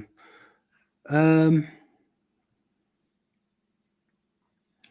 Jordan Neely thing. Do you want to talk the Jordan Neely thing? Oh, yeah. Anything? The justice happened no matter how hard they tried to injustice. Yeah. They tried pretty fucking hard. Oh boy, did they ever try hard. Yeah, so I guess the first case came back, hung jury, and so they tried to dismiss it, which was not the typical way to do stuff. It was supposed to just be that got dismissed, so it's dismissed the second case as well. But the judge insisted we're going to drop the first case, so now you have to rule on the second, easier case. Didn't they do a similar thing with Trump in that thing? Like, I know there's something where it's like the judge gave really weird instructions where it's like you're not allowed to consider. So the one that he's convicted on, the 34 counts. So that's the one where he had to have Michael Cohen, his lawyer, it's 34 counts of 34 times paying Stormy Daniels. So each time he paid was like a new count of the thing. But just paying somebody hush money is not in itself a felony. Yeah. So it has to be, each time he did that thing, it also had to be tied to a possible felony. And the judge said, here's 3 possible versions. It was kind of just like the possible versions of the case in the duel. Here's 3 possible ideas that you could possibly use to possibly think that this second thing was a felony, and all 3 of them were completely different. It was like a little bit like kettle logic, you know what I mean? And so he gave a kettle logic reason for why the jury could consider the second reason a felony, because hush money in itself was not illegal. Yeah. No, I mean, the whole premise is preposterous. That, like, so anytime anybody with a potential political career ever paid somebody off to keep quiet about a potentially embarrassing sexual affair and didn't label it in their records, pay off so that paying off the affair, the liaison, so that it doesn't impact my political life. Like, and then the judge could imagine in some wild way, here's 3 possible imagined scenarios that you could possibly imagine that this was a felony. You decide. You know, that's how that one happened. And that one still isn't even technically a conviction, as they know, because it's not convicted until he's sentenced. And it came out the next day that one of the jurists leaked the upcoming thing, and that probably would have nullified that jury, and they just didn't make a ruling or do anything on it. I think they're perfectly happy to leave it sitting, doing nothing, and not finishing out on giving out the conviction and stuff like that. That's the only one that got ruled on. The Letitia James one is the other one they still have going, which is the one where he got a loan that he'd already paid back. And that one's just as stupid too, because they said that the place wasn't worth as much as he got the loan for. And they already know in all of New York and everywhere that would just trash all sorts of endless amounts of real estate deals that people do constantly, every day, everywhere, all the time. Well, the prosecutor straight up told like New York, they're like, we're not going to do this to anyone else. You guys don't have anything to worry about. Okay. It was the governor. It was Kathy Hochul, wasn't it? Yeah. Like, oh no, you guys don't have to worry. This was targeted. This was a targeted criminal prosecution. Yeah, no, but like And those the things, like it really is literally like what they convicted of him was the evil crime of like you're selling a car and you say I think it's worth $5,000, and then somebody wants to buy it and says I think it's worth $4,000. That was the crime. Like yeah, and the appeal court, they've already heard like a little bit about it, and they lit into them like saying, "What are you doing?" They paid it back, so there's no victim in this crime. Like nobody brought the crime. There's not, like the people got their money and made their money, and they're happy to do this deal, and you're Yeah. still bringing this. That's right, and like yeah, the bank testified at the trial we would do business with Mr. Trump again. Like they were the victims, the people who wanted to continue doing business. Yeah. Well, since we're on that subject anyway, let me. This gal here had some extra stuff on the E. Jean Carroll case that I hadn't quite heard before. Listen to this one. Ooh, it's always fun. Why don't I believe Jean Carroll and her accusations against Donald Trump? Well, let's go ahead and say Because you're a rape apologist, patriarchal, internal misogyny.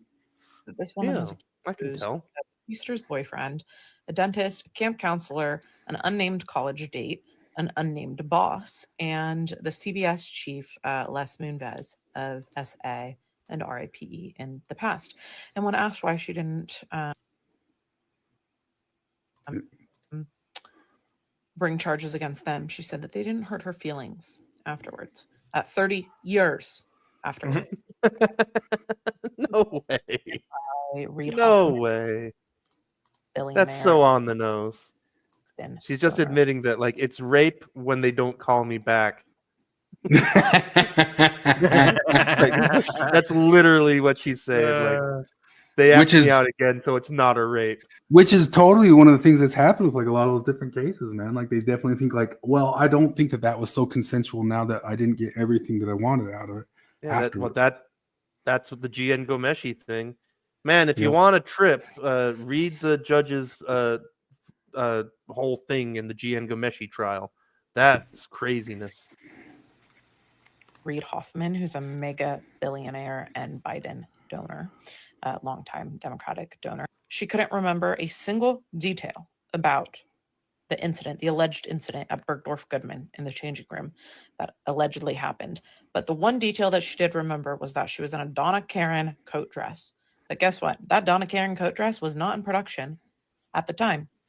Literally, it wasn't even being made. So the one detail that she could say was proved to be false, right? She then, once she's awarded this $83.3 million from Donald Trump from defamation, not because he was held liable, which He by the way, called he an wasn't objectively convicted 'cause it was a crazy civil woman case. crazy. Yes. So she went on MSNBC and she's bragging about how she's going to go on this big shopping spree. She's like laughing about it. She's like, "Oh, how am I going to spend this $83.3 million?" It's insane. She's a lunatic. Go look up videos of her. This woman's crazy. The reason that Donald Trump had to pay her was because he just was like, "I've never met this woman, and this woman's a lunatic." So it was defamation against her, not because he was convicted of any charges or anything. I mean, imagine 30 years from now, when you're running for president, 30 years later, some random woman just comes up and makes this accusation about you that you have absolutely no way to defend because it's been 30 years. How do you prove whether or not you were in this store? Well, if she brought it forward earlier, he could have looked at tapes. He could have looked at security tapes. Like there's literally zero defense. That's one of the ones too that they backed up the statute of limitations for this case, and that also, remember, it got a bunch of other people suddenly facing, like celebrities and stuff, suddenly facing like really, really old claims. Steven Tyler was even one of them, facing 20-year-old claims because of it. Zero. And she has accused so many other people of SA that it's crazy. And this case was funded by a mega billionaire Biden donor. Like, how could you guys? But the good billionaires, the good ones, they earn their money fair and square, not like the bad one. The Daniel Penny case. So I mean, he got off, and then he got off on the second count too, and then all of the internet still just freaking out about that. Right like Jared said, it's almost kind of perfect timing that it's right in the middle of them cheering the CEO murder. Why is it so weird? Like, why can't they just be normal a little bit? Like, honestly, they can. I still feel like the left could easily win if they were just slightly normal. Because there's like enough people who buy into that crap of like, I don't like the cost of my thing, and I think there should be single payer stuff.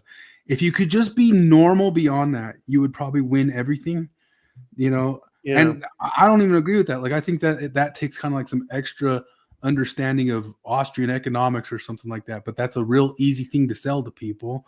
And if you could just not be psychotic and not try to trans all the kids beyond that, you would probably win everything.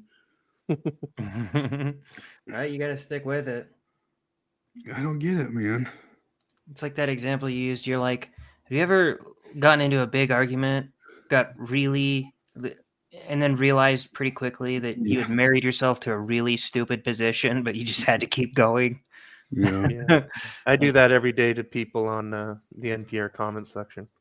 And then they're stuck in over there and over spot, again. and you're like, oh god.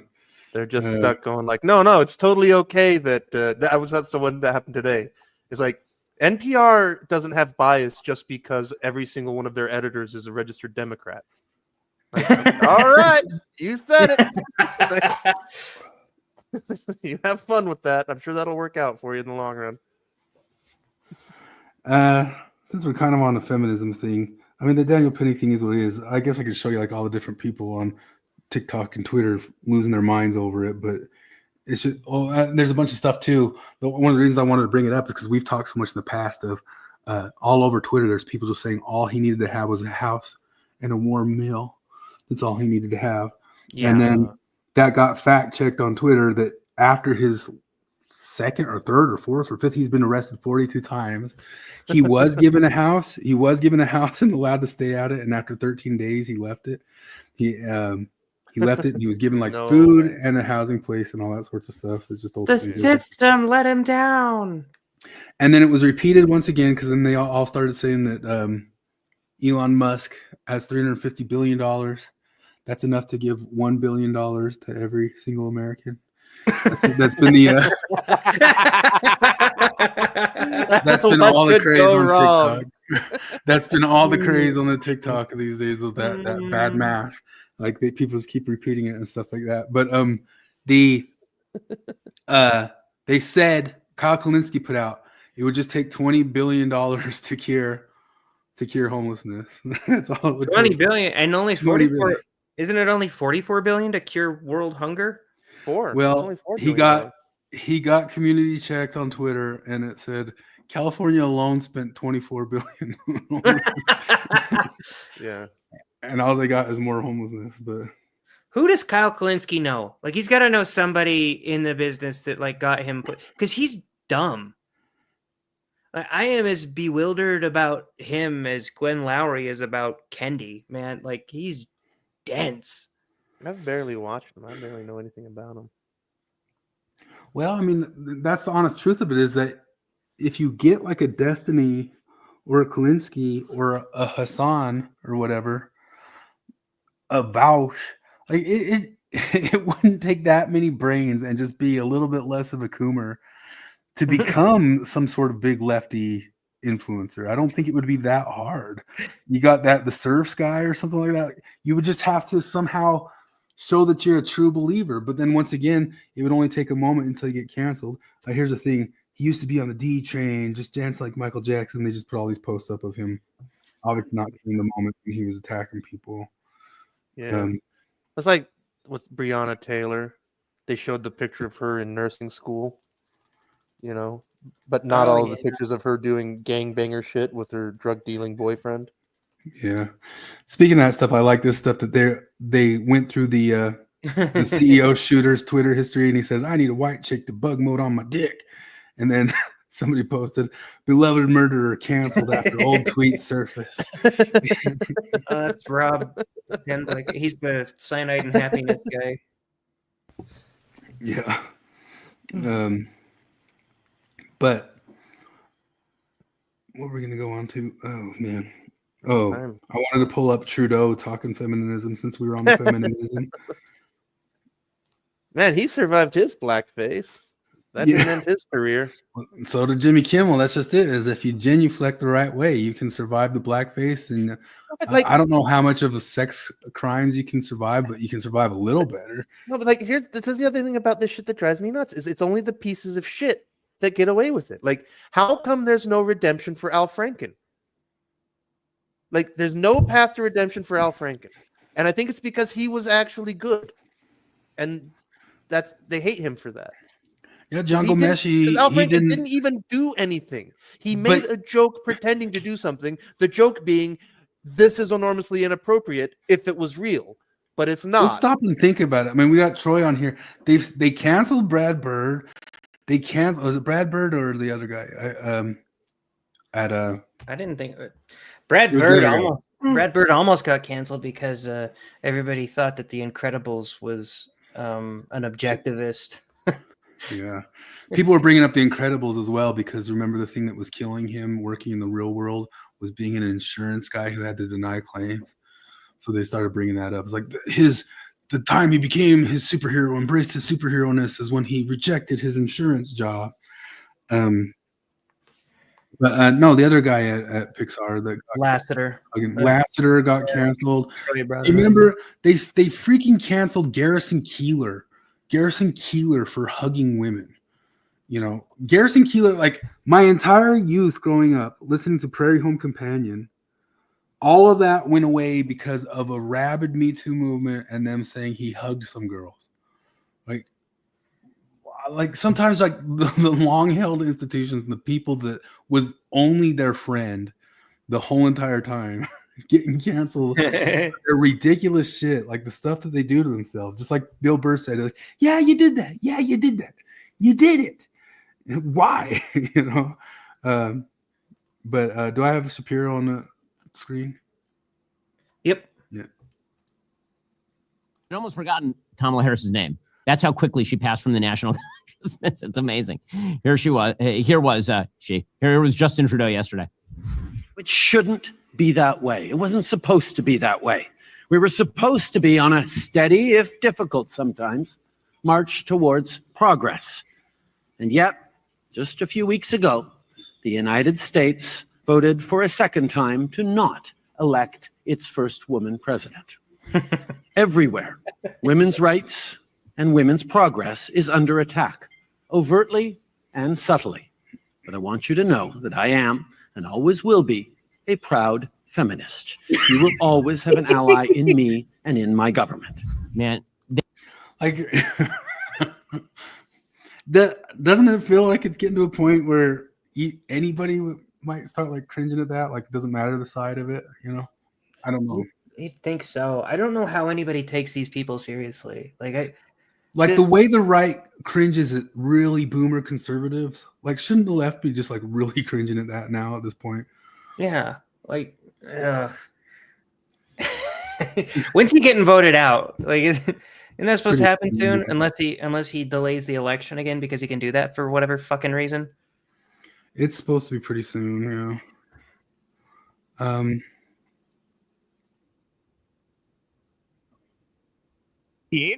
Watch this. So Danny and Ryan from Ryan Long Show keep talking about they watched some TV series that started before 2019, 2020 and went through 2019 and 2020. And that's going to be such an interesting anthropological thing to like look back at through history because the shows get so ridiculous. Like, listen to this. Been watching Designated Survivor through 2019. Oh, it was maybe the craziest thing I've ever seen in my life. So it starts out, he was the designated survivor. He becomes the president. He's not going to pander to Democrats. He's not going to pander to Republicans. He's sort of. I know what he's going to say. They announced. What's that? I watched this. I watched the first season of it, and you could already tell what they were doing. It's like that Jeff Daniels speech that he gave that everybody wooed about. I'm the super center guy who's totally I'm the conservative. That was the normie. What's the writer of that name? That I can't remember. The guy who wrote The West Wing and all that. Yeah, stuff. yeah. That's I can't remember his name, but the lefty dude at work that's always trying to talk to me is telling me to watch that guy's shows and how brilliant he is. He wrote that speech. Aaron Sorkin. Yeah. And I was like, yeah, that speech sucked. And he's like, I thought you'd like it because it's like, you know, he's the centrist guy. I'm like, no, he's not centrist. He says he's a centrist, and then he criticizes the Republicans for being pieces of shit that like lie about freedom and stuff like that. And then he criticizes Democrats for losing. Like that's his big criticism of Democrats. It's a big thing on TikTok right now to suddenly notice that Taylor Sheridan is a baddie. And Taylor Sheridan is the guy who wrote Yellowstone and Tulsa King. And the new one is called like Land something. It's got Billy Bob Thornton in it, which I guess he kind of gives some based climate change stuff about gas and oil and about how much wind turbines cost and how much, you know, those sorts of things. Like I'm going to red pill you on like how much output, or what's the term for it? Like how much there really is like a bunch of carbon put into the wind turbines and bringing them out here, and the you know, all that stuff we talk about with batteries and all that sort of deal, that your supposedly green renewables aren't renewable and they aren't green. And so TikTok's super pissed about it, and they're saying, turns out Taylor Sheridan always was just a terrible right winger. And it's like, it's going all over TikTok that he always was just a terrible, horrible writer. And it's so funny, like how those things like get legs. They get legs, and like just the whole world's talking about it. Just like Daniel Peña's guilty, but now Taylor Sheridan's a baddie. There wasn't one for a while that like Blake Lively. I showed you guys that she had that movie that it ends with us. And that movie actually has like a real pro life stance in it, and I wonder if that's why it got canceled, because right when it came out there was just this sudden like huge TikTok push to say that she's actually a bad person because she's so mean in interviews, and there was just thousands of people saying turns out Blake Lively was always terrible. But there's a major TikTok push right now of like, turns out Taylor Sheridan was always terrible. But just like what you're saying, all those Hicklib memes come from Yellowstone. That like all this stuff is like he's actually ultimately kind of a pretty left liberal dude, you know. But you guys are all freaking out about him. Do you remember the Hicklib meme? Yeah. Do you see Troy's comments? Troy internalized the misogyny. He did. You were a victim, Troy. You need to Me Too Lassiter. Yeah, put that up on the honor board. Lassiter was also canceled primarily for long hugs. I was a recipient of some of them. I gotta admit, I kind of dug them. It's part of the problem. Yeah, I can't believe they canceled Garrison Keillor for that, man. Like, come on. Yeah, I liked Garrison's response where he's like, I'm too old for this shit. Like he literally basically said that. He's like, I'm too old to fight this crap. Yeah, I guess he ultimately just said, I'm not even going to stand up to it. Bye. But yeah, like I mean, he's an old man. Yeah, he was already an old man, but like, yeah, just unbelievable they canceled that guy.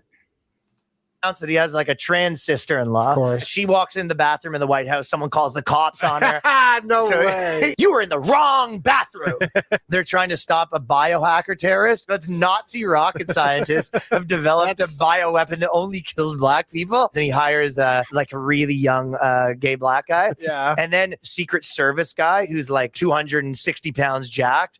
Him and the other gay staffer start to fall in love because they're both gay. They have a graphic gay sex scene between the two of them, and then the two of them are in a fight in the White House because the one didn't disclose that he has HIV. So I'm watching Designated Survivor through 2000. Yeah. But it's kind of a running series that they talk about, because they keep watching these kind of mainstream series that started somewhere 2016ish and went through 2020ish, and just watch them lose their asses, like just complete lose their minds. And he says that like it's going to be like a moment in history that everybody will want to go back in history and watch these shows lose their damn minds one by one by one, you know, because every single one of them is like, well, we got to put in like a bunch of stories of gay black people, like every single one of them, you know. Make sure there's a gay person of color in there real quick, and make sure it's the main storyline. Make sure there's a trans person in there. Make sure it's the main storyline. Is intersectionality just really like the crossover between feminism and lazy corporatism, like, because that feels like some corporatist guys like, okay, we got all these diversity things we got to do. We need these 5 check boxes. We need somebody that's gay. We need somebody else that's black. We need somebody else that's disabled. We need somebody else that's transgenders. And the other goes, hang on a sec. There could just be one guy, right? Like we could just all of those things, one person. Yeah, we don't have to hire a bunch of different people. We could just make it all be one. Like, there's got to be, because you heard the term buck breaking back in the day. Remember that term? Yes. Which is like the black guys. Every single black guy in Hollywood doesn't want to put on a dress, and it became a big thing with that one comedian, Cat Williams, he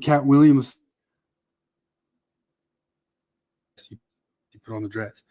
And they say it's buck breaking, that no matter what, at some point or another, each black person is required to do some sort of role where they're supposed to be a gay, tranny, AIDS person or something like that. And he says it's buck breaking. And it's just funny that, like, you watch all these different series, and I've seen it on a couple different series that they for sure bring in a black person and they for sure make them gay. I could probably even think of them just like right off the top of my head if I was just watching a series the other day that there's the black guy. Oh, and he's also going to be gay. Oh, it was the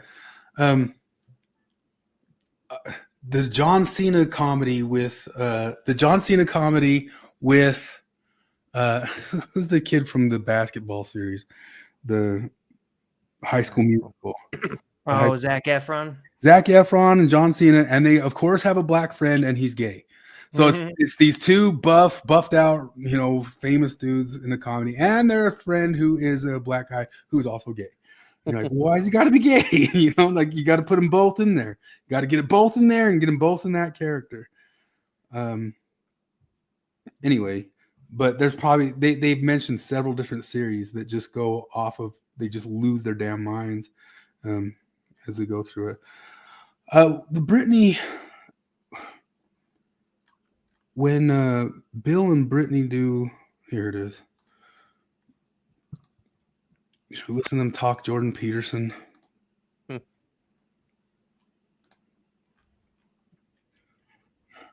Son of a bitch. There's not a transcript. There's no transcripts. Yeah. I loved at the end of this. I maybe can find it because it's like the very, very end of it. Like, hold on. Mortality right there. And look, it's in my ears because you speak them from your lips. That's right here. I love this. This is like such a Bill Real moment here. Hold on, listen. He is, and inevitably, you and I bouncing ideas off each other gives me a chance to sort of think new things. And sometimes those new things originate in my own head, and sometimes they originate in my ears because you speak them from your lips. And I don't know why this just made me laugh so hard. Like, when I talk to you, you say things, and you talk to me, and I talk to you, and you say things, and one of the things you says goes in my brain, and I say the things that goes into your brain. And then we think of new things because what I think, you also now think because I said it into your brain, and you said it turned into my brain. You say the true. Did you watch that movie? I watched that in the theater. I never watched it. That reference is from Rick and Morty for me. Oh yeah. No, like I think for most people got that. Yeah, no, because like I watched it, I was like, wow, they're actually referencing Cloud Atlas. Because yeah, that movie was strange, really weird. Mark in some places, I think he hits the mark in others. Bounded significantly. You can still find his teaching classes and then him breaking away from that. I'm about in the right guest area. Me that still think that thought, even if that thought is entirely irrational. Yeah, and I do think Jordan does a good job at putting links. Hold on, I'll back up here just a little bit. People just really had a difficult time. And some people were People had a difficult time because we noticed that he put out a post a while back saying that he thinks Jordan Peterson's right on most things. So they are going to talk about that. even being real nasty, saying like they've lost respect for you, right? You got some heat for that one. So I want to clear the air and just kind of allow you to maybe explain, because you kind of dropped that and then we were all fighting in the comments. And I was really just curious, because we've talked about Jordan Peterson before on the podcast, because he is such a strong voice in this religion space. And anyway, would you care to expound on that bomb that you dropped that one day? Yeah, let's Why is it being so do it. So first off, let me just clearly say I don't agree with Jordan Peterson on everything. And when it comes to his articulation of the usefulness of religion, there are several places that I disagree. One of the things that he does is he says he won't answer whether he believes in God or not. What he always says is I act as though God is real, as though I believe in him. And I do get that. Like acting, how you behave really is how you tell the outside world where you stand on something. And it's also a recognition of parts work, which is there are parts of me that can't believe certain things and there are parts of me that can. And hence to declare that you are a believer is absolutely, if you're an informed person, is sort of ridiculous, because any intelligent, critical thinking person should have differing parts inside of them that go in different directions. There was certainly long moments, even to this day, there are parts of me that still go, what if Mormonism's true? That's not how I would define my belief, but it also ignores acknowledging that there are parts of me that still think that thought, even if that thought is entirely irrational. Yeah, and I do think Jordan does a good job at putting language to the irrational, because he'll push back on atheists who are only operating from a place that of pure rationality, and we're far more irrational than we are rational. So yeah, I can see that. What else? Yeah, so what he says in terms of maybe, because it's the same argument you and I made, that society maybe functions better if we all pretend to believe in something bigger, some conscious being out there, who is the arbiter of rules, the creator of morality, and maybe we, as a human race, have a better chance of surviving far into the future if we hold some of that. Now, that doesn't mean it doesn't come with a lot of negatives as well, but I think there's some truth to him saying that. I think he's done a lot of conversations when he was a teacher. I think he was a teacher there in Canada. But when he taught as a professor, there was a lot of things he had to say about human relationships that I think he was dead on. Things that have been very helpful to me as I have navigated away from a relationship where I didn't bring some of essential. What's that? Just the way it cuts out. Yeah, that's it's got to be annoying. deliberate. To the table, in order. I've noticed that YouTube will do that on like certain channels, and like other channels never. Like it never happens on Daily Wire. You know what I mean? I don't know why that is. Be a healthy, responsible person to my partner. Wait, I know why. Because Ben Shapiro is a Jew and they control the YouTube. They make it so it works for Ben.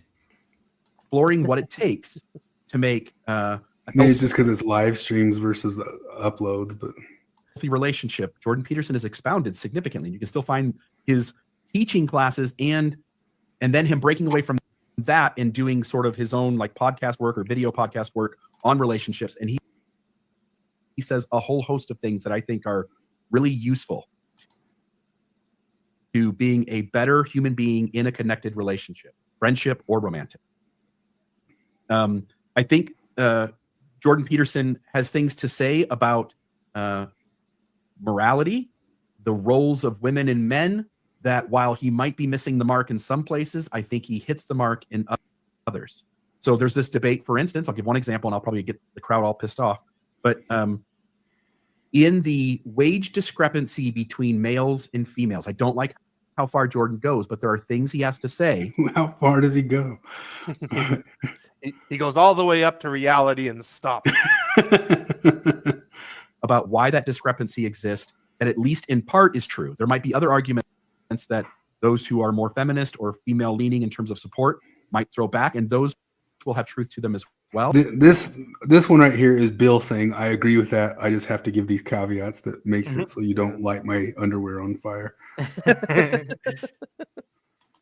But I think what he does is he causes me to often pause and recognize that issues are not as black and white as my brain wants them to be.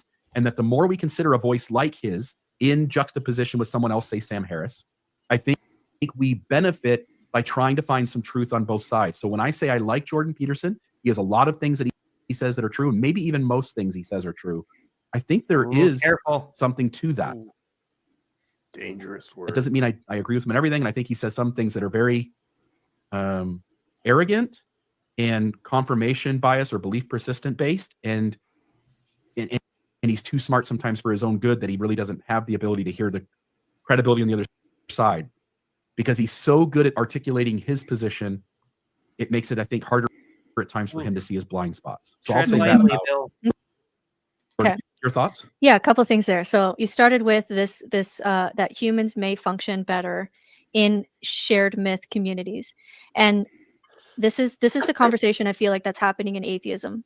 The conversation isn't about anymore that, you know, whether or not you can prove that God is real. I Mhm. feel like that happened with Christopher Hitchens, 90s, early 2000s, and we're just not talking about that anymore because it didn't really go anywhere. The conversation now, and with like Jordan Peterson and Ben Shapiro and all these places, is religion good for you? Is it good for society? Is it better that you be religious than not? And that question is far more interesting because there's far more data on religion being good for you than there is for the existence of God. And that is where the conversation gets interesting because, you know, atheists can talk about how there's no God. They can show all the reasons for that. But if all they have to help people is just nihilism, like, oh, you're not special, the universe doesn't care, you're going to die, everything is meaningless, and there's no tools for that, then it goes to the ethical question of, well, these people are just going to kill themselves or they're just going to numb themselves to death. So how can we say that this is better? Maybe it's better that we play this delusional game. Maybe actually people are happier playing this delusional game than if they were not. And that conversation is far more interesting because it gets to the root of this, which isn't about whether or not we can prove God. You can't. Like, we've tried. You cannot prove the existence of God. You cannot. But can you make a very strong argument that religion is good for you, that community and ritual and scripture and awe and transcendence and heroes and liturgical calendars and communities for children and shared myths and all these things are good for you? You can make a better argument for that than atheism because there's a reason that we co-evolved with religion, right? We benefit from it.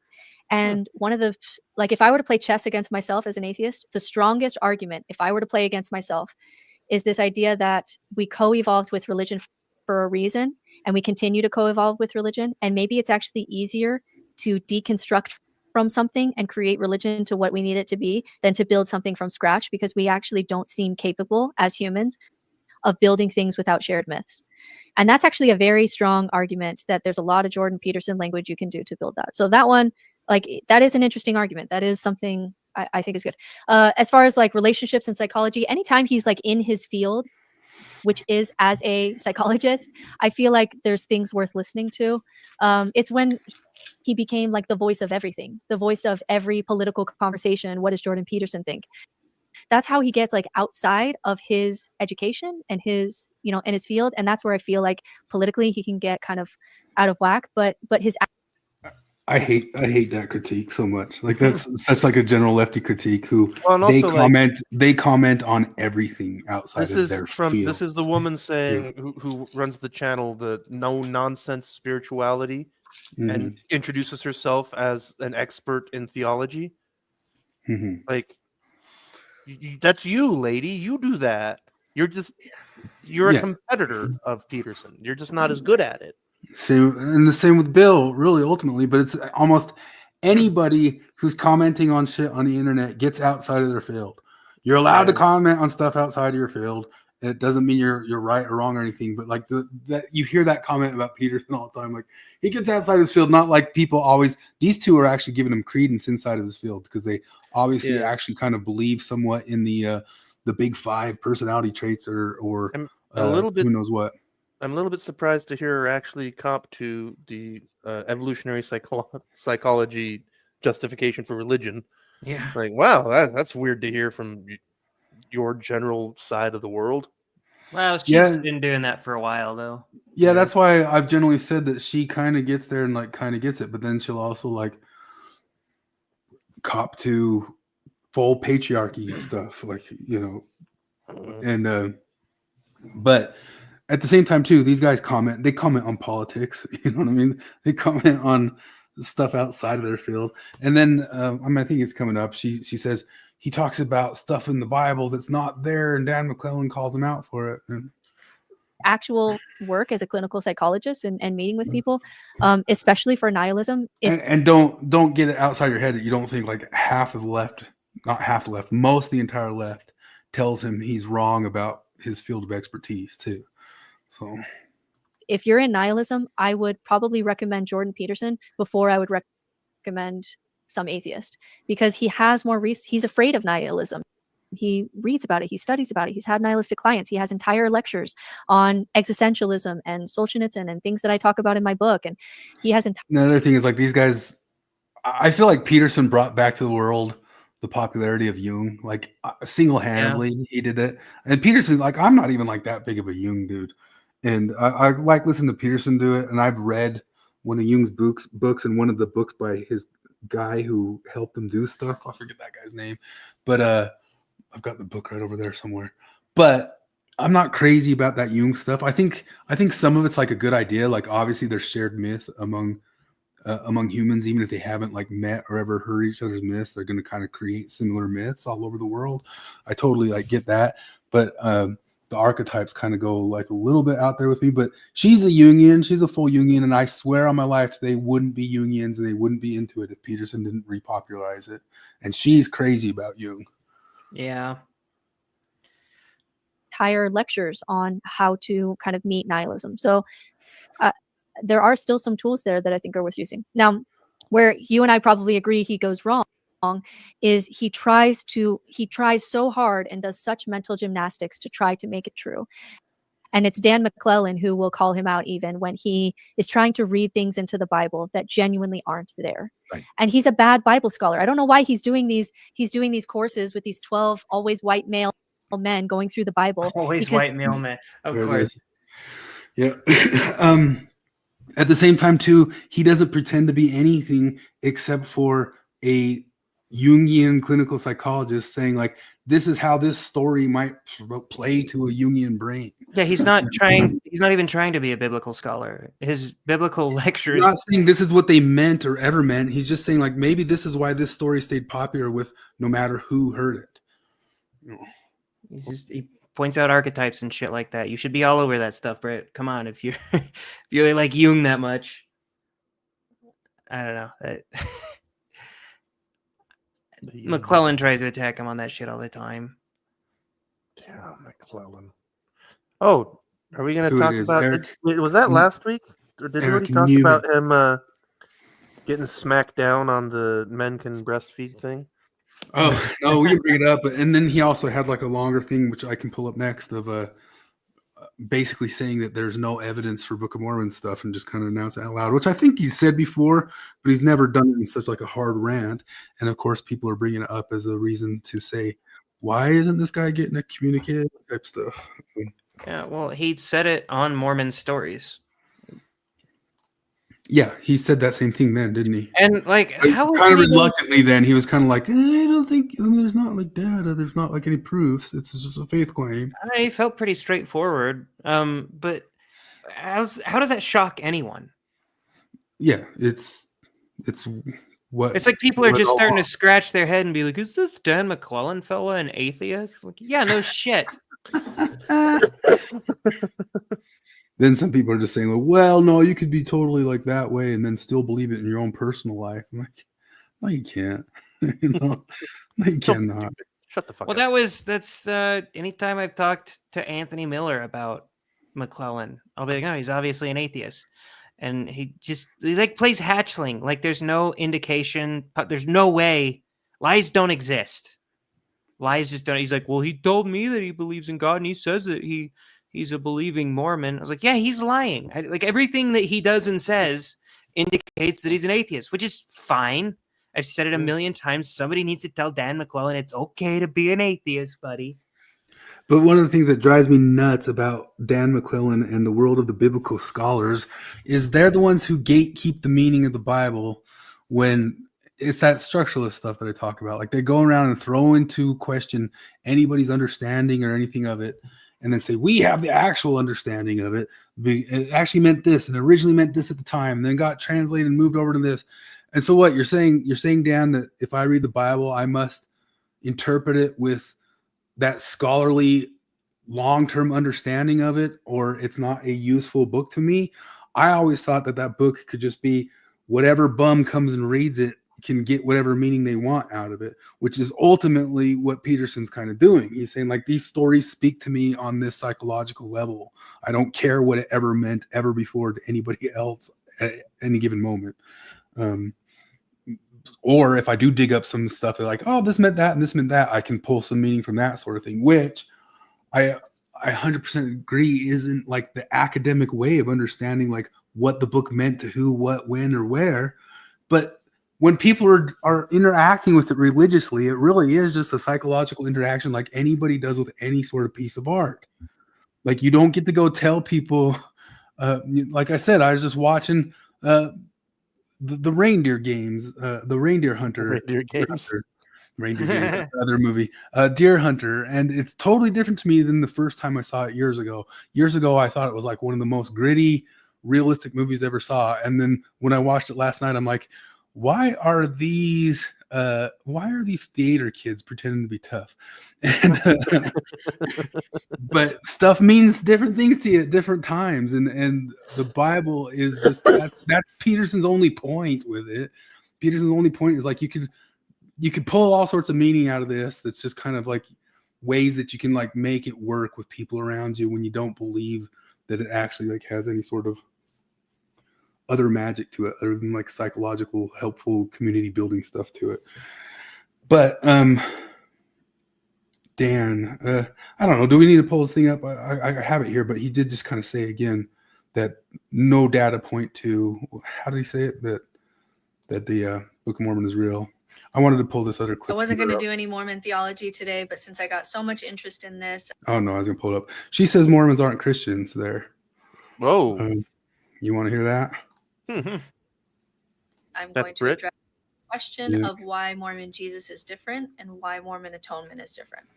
And he doesn't say Mormon because this is like coming off of the other clip, a previous clip where she said Mormons aren't Christians. Credentials on this. I was a paid seminary teacher. I wrote articles for FAIR. I did Mormon apologetics. I even wrote an entire book called Mormon Philosophy Simplified with a foreword by the Givens. So I spent some time here. The reason that Mormon view of the atonement is different is because the Mormon view of the fall is different. In mainstream Christianity, the fall represents this separation between God and humanity, and there needs to be something to bridge that gap. Especially in early Christianity, there's this sense that Satan now owns you, and so you need to be saved. But in Mormon theology, Eve is the hero, and God wanted us to take the fruit because we take a step forward in our progression. And so even though Mormons believe that a savior is provided so that they can repent, the question is always why? Why was violence needed if God actually wanted you to take the fruit and Eve was the hero? Why couldn't he just forgive you? I can forgive without any additional violence, but apparently God can, which means I can do something good that God can't.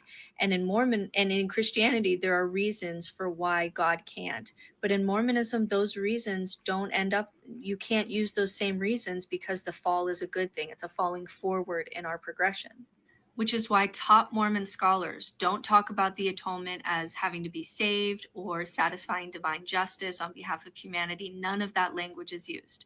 For example, I'll give you a quote. So from Terrell Givens, top LDS scholar, Christ's I think that's overstated, man. suffering is not about appeasing God's justice, but about fully ending. That's overstated. Like scholars, she's pointing to scholars or something like that. I guarantee you, prophets and apostles over time dropped that there's justice being served in the atonement. You know, like endless amounts of them. Yeah. I just define Christianity like it's just a definition thing, so I don't really give a shit about getting into an argument with it. Even when I was Mormon, like I got off that hill pretty quickly on my mission. People will be like, "You guys aren't Christians," and I'm like, "I think we are because we believe that Jesus died for us." Yeah, he died for us. You're not. Important. That's about it. And I don't care. Like and then they're like, "But you're not Christians because you don't believe in the Trinity or because you don't believe that you're saved by grace alone or whatever." And I'm like, okay, I don't really care, but I'm in the right religion though. So, so I still feel the same way because I'm like, I don't know. I define Christians as people who think Jesus died for their sins. So I don't care about all that other shit. I cannot imagine caring about shit like transubstantiation. How would that mean a God? Like, how would people come to blows over arguments over whether or not the wafer actually turns into literal flesh? Yeah, that's an old fight. That's a big one. Who the fuck cares if it's the same guy or if it's three separate beings? Because the Trinity is weird as fuck anyway. Like the Nicene Creed, reading that shit, you're like the Father, the Son, and the Holy Ghost, they are one. They're also totally separate, but they're just Do you remember one. the They're the same. Athanasian Creed? No. Oh, I mean that's another one though. The Athanasian Creed is another one of those. Let's see if I can read it. Oh, where is it? Whosoever will be saved, before all things it is necessary that he hold the Catholic faith, which faith unless every one do keep whole and undefiled, without doubt he shall perish everlastingly. And the Catholic faith is this, that we worship one God in Trinity, and Trinity in unity, neither confounding the persons, nor dividing the essence. For there is one person of the Father, another of the Son, another of the Holy Ghost. But the Godhead of the Father, of the Son, and of the Holy Ghost is all one, the glory equal, the majesty co-eternal. Such as the Father is, such is the Son, and such is the Holy Ghost. The Father uncreated, the Son uncreated, the Holy Ghost uncreated. The Father infinite, the Son infinite, and the Holy Ghost infinite. The Father eternal, the Son eternal, and the Holy Ghost eternal.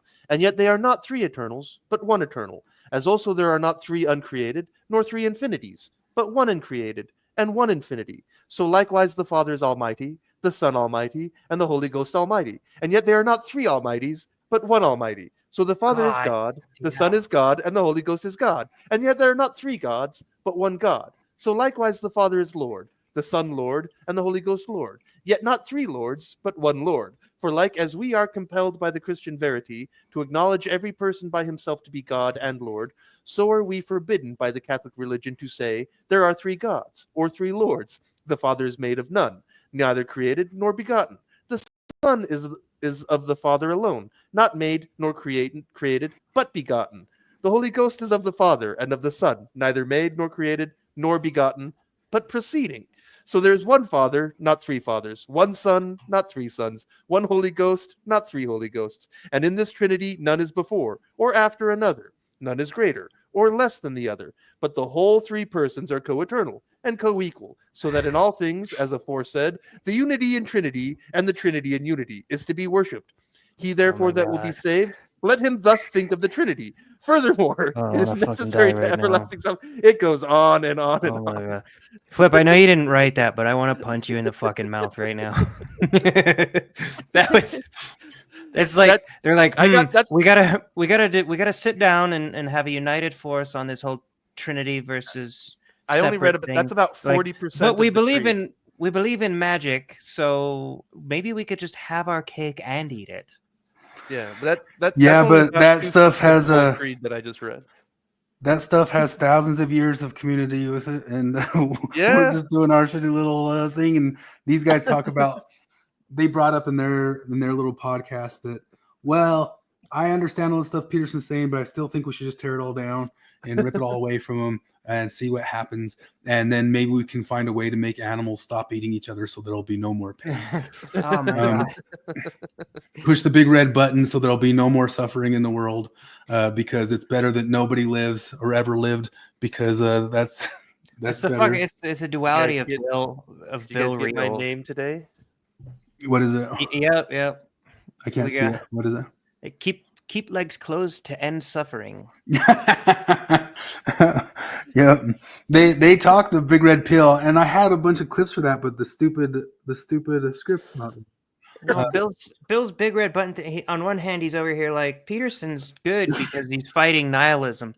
Anyway, I would definitely press the big red button to end all of humanity, my loved ones included, because then the animals wouldn't suffer. They talk the big red button, which is the concept of if you had a big red button to make all the humans vanish, you could relieve all suffering by exterminating all of us. I don't think that's even like a mildly fun thought experiment. Like that's one of the reasons I'm not like too crazy about like the care, harm, suffering type stuff that's come up a lot lately, because over on Ward Radio they tested each other's Jonathan Haidt levels, like they could test each other. And right now they're currently testing their orthodoxy level. Did you guys do the orthodoxy or not test? I opened it up and then I was like, no. It demanded my email. It wouldn't let me take it without giving my email. I'm like, okay, screw you.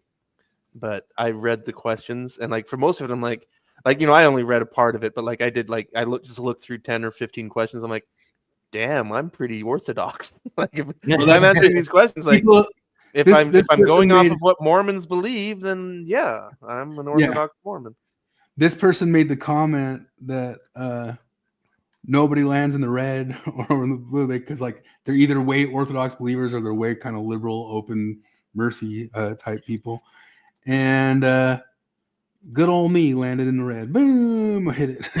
But I think just because I kind of disagree with it because it kind of says like progressive or something like that. But I think that just straight comes from the questions of when they ask me about should the church be able to do this or not. Generally, if it was like, should you believe everything a prophet ever says? I would say no to that. That puts me towards progressive. And should they be able to block whoever they want going in the temple? I would say yes to that because that's their prerogative. So that would put me back towards the Orthodox side, right? So,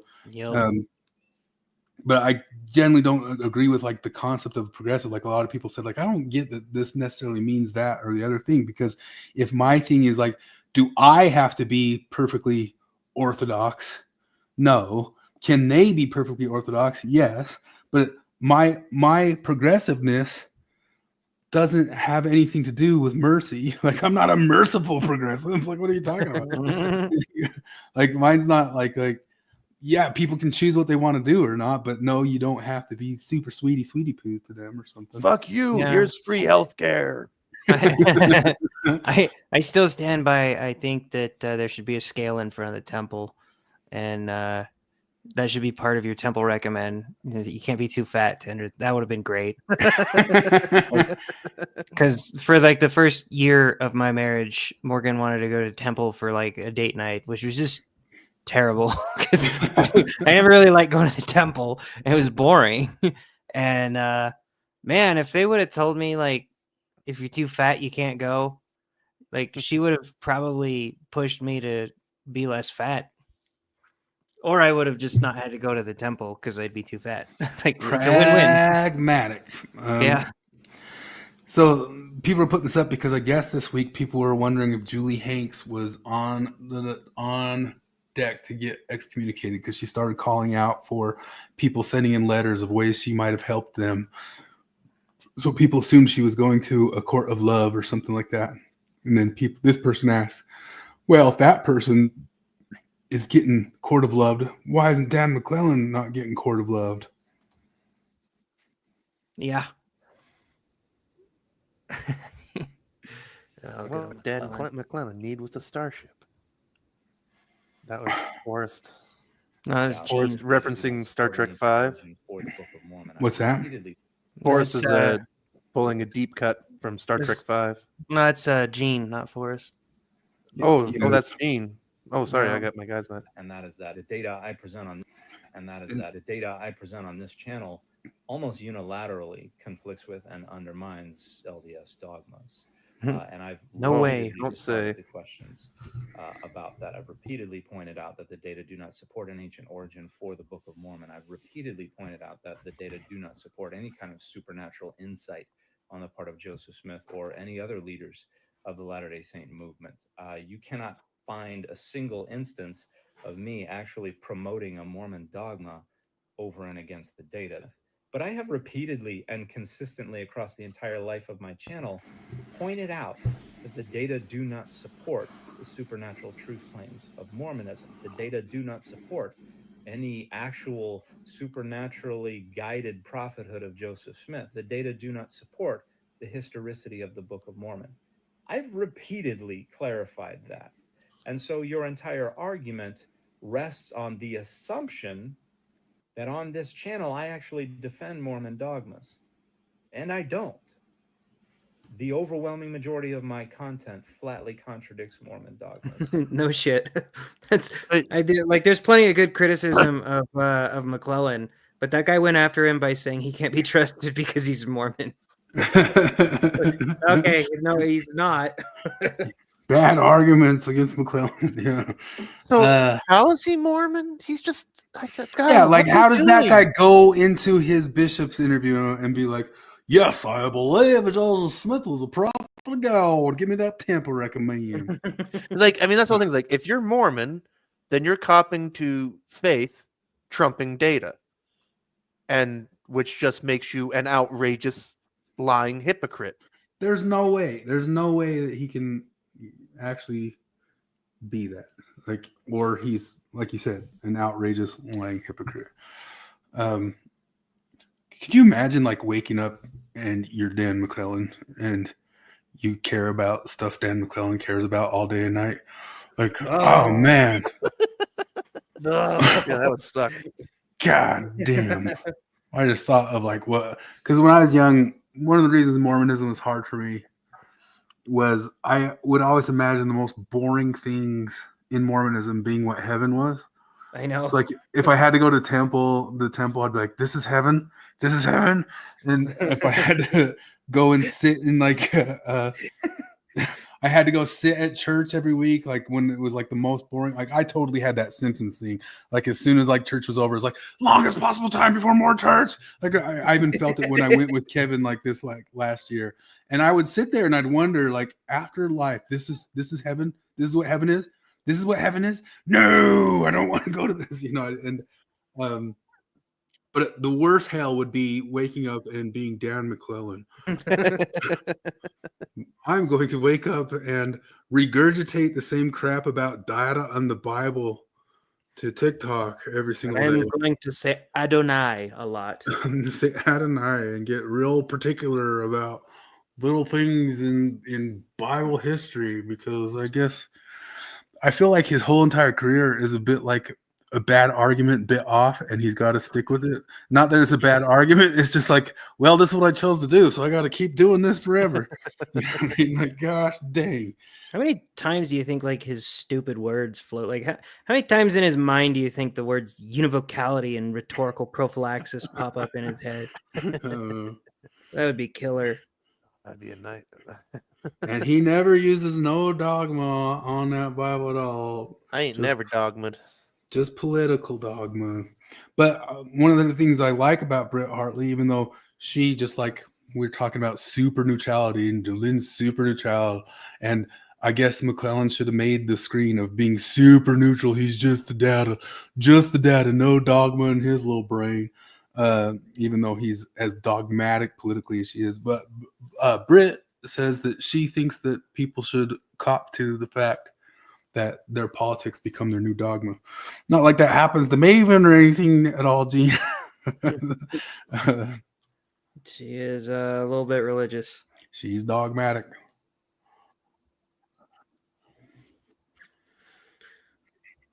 Well, shit. We got McDated. What's that? We got McDated. How? Oh, nothing. Are you playing something? No, I'm trying.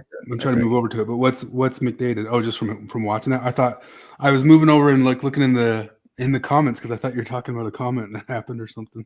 Oh no. Present. I was gonna go back to.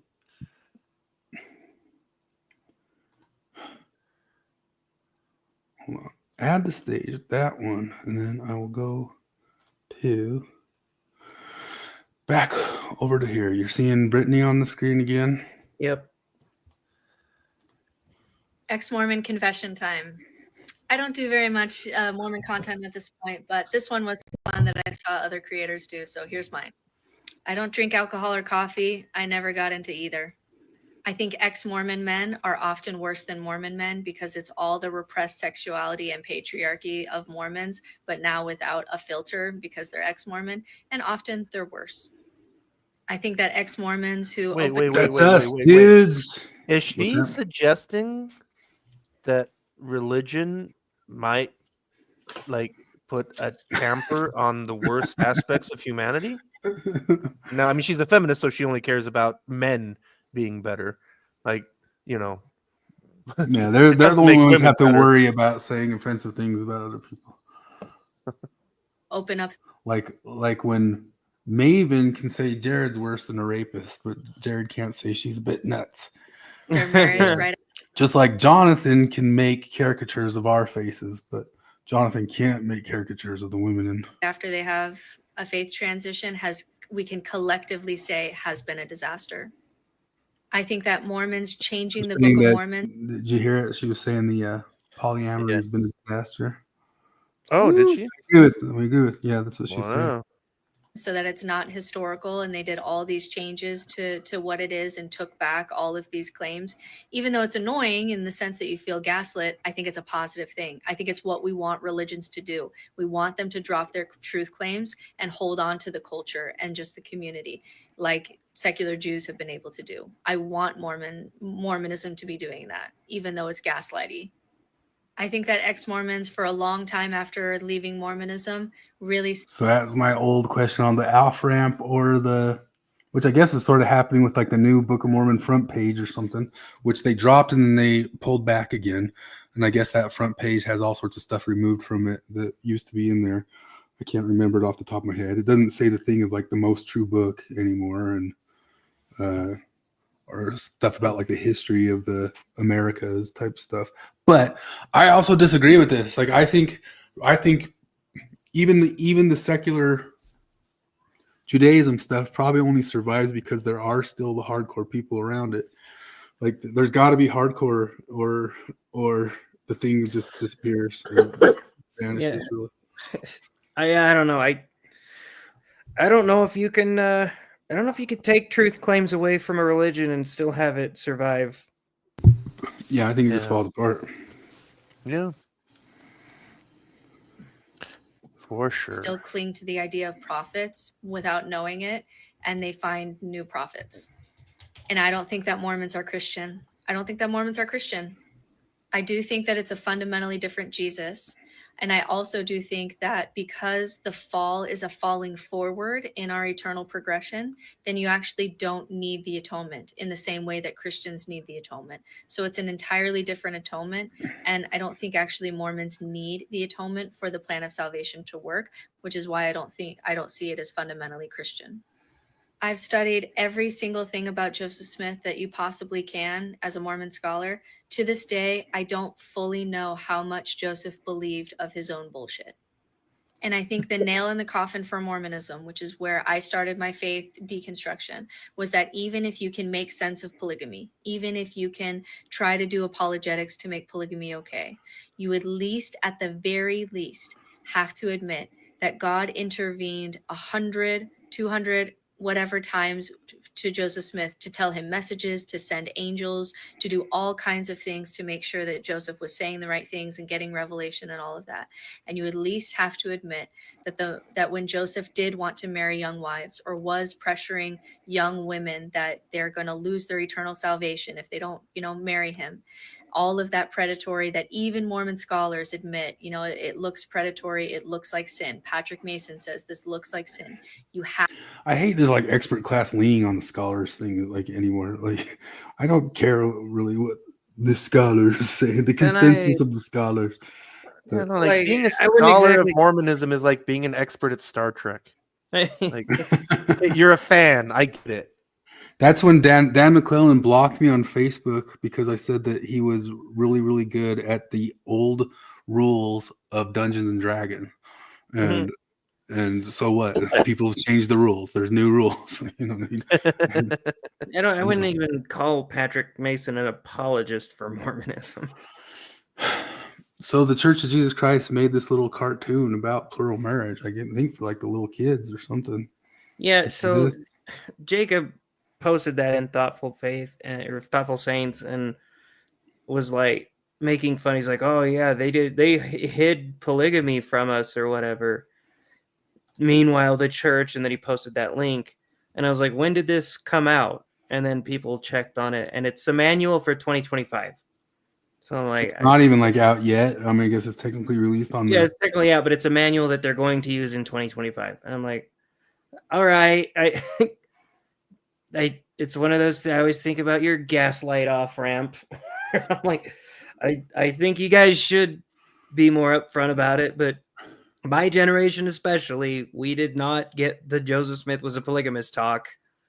I mean, I never had to talk, and I brought it up before, but for some reason, I remember on my mission, I thought it was 7, and I don't know how I got that in my head. I don't know where it came from. I don't know where I got it from. I don't remember hearing it in any sort of meeting or something, but I did hear from somebody somewhere that he had 7 different wives. And, see, I never heard 7. On my mission is when I learned he was a polygamist. I knew going out, and it always kind of be like mentioned as like a second thing to the people who did mention it. It'd be very few people. They'd be like, Joseph also had wives, but people would talk openly about Brigham Young had wives. Yeah, That's true. no, We always did that. I told people until I was 21 years old that that it started with Brigham Young. What did they say to us in primary about Brigham's wives and all that stuff? I don't remember them saying anything about Brigham's wives. I think my dad told me about it when I was in primary. I swear it was pretty open, just even in church, that Brigham had multiple wives. I remember being really young and going to the Beehive House, and Yeah, I mean, they talked about it at the Brigham Young Forest Farmhouse on the tour. Like they mentioned that, like I think because I remember the tour, official tour that they gave there, like they gave a range because like they're not sure. They think it was up to 50 something, but yeah, I don't know. yeah, I mean, I remember just kind of being nonchalant about it when I was a kid. But I mean, I guess they're getting nonchalant about Joseph. But why did they kind of hide it? I mean, is that to Michelle Stone's credit that they kind of hid that or something? Which Yeah, they're also well, calling out Michelle Stone. They're pulling out more and more clips of her saying. Well, I totally guess like different I things. mean I don't know. I guess it's the whole thing that like in the mid-century, when the whole Mormon thing shifted to try to become mainstream. You know, it's like after World War II, particularly, where they're like they just wanted to be seen as no, we're just another Protestant American thing. We're not completely different and separate and trying to create our own country out west or any of that crap, you know. And so I think part of that was like, yeah, they're gonna put the throw the blanket over the whole polygamy thing. Like I think with Brigham Young, it was much harder to hide. I don't know. It's kind of interesting. Like, why are they always kind of okay with Brigham's polygamy, but they're always kind of fuzzy about Joseph? I guess the other thing. Well, the other thing with Joseph is that I mean, Brigham Young was always open about it, whereas Joseph lied about it. I guess that's a big difference. Yeah, that is. Look at this. This is pretty gaslighting. It is pretty funny. Like Joseph really didn't want to marry other women. While the prophet Joseph was angel with the sword made him do it.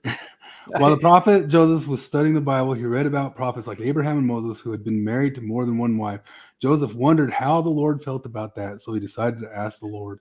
The Lord said that usually a man should have only one wife, Joseph, but sometimes the Lord commanded his people to be in marriages of one man more than one woman.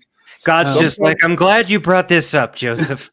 Every once in a while, Joseph, somebody's got to take one for the team, or 2, or 7, or 28.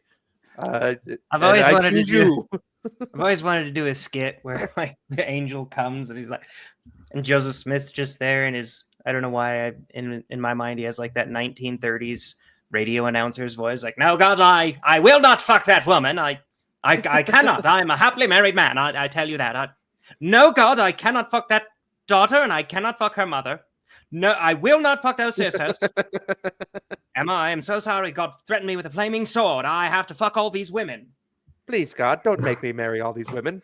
I just don't want Okay, my hands are tied. You got me. Oh, well, thy will be Fuck all done. these women. This is called plural marriage, Joseph. The Lord told Joseph that his people should only be in plural marriage if he commands it with the references. A few years later, the Lord told Joseph to marry other women. Joseph didn't want to marry other wives. Like, no.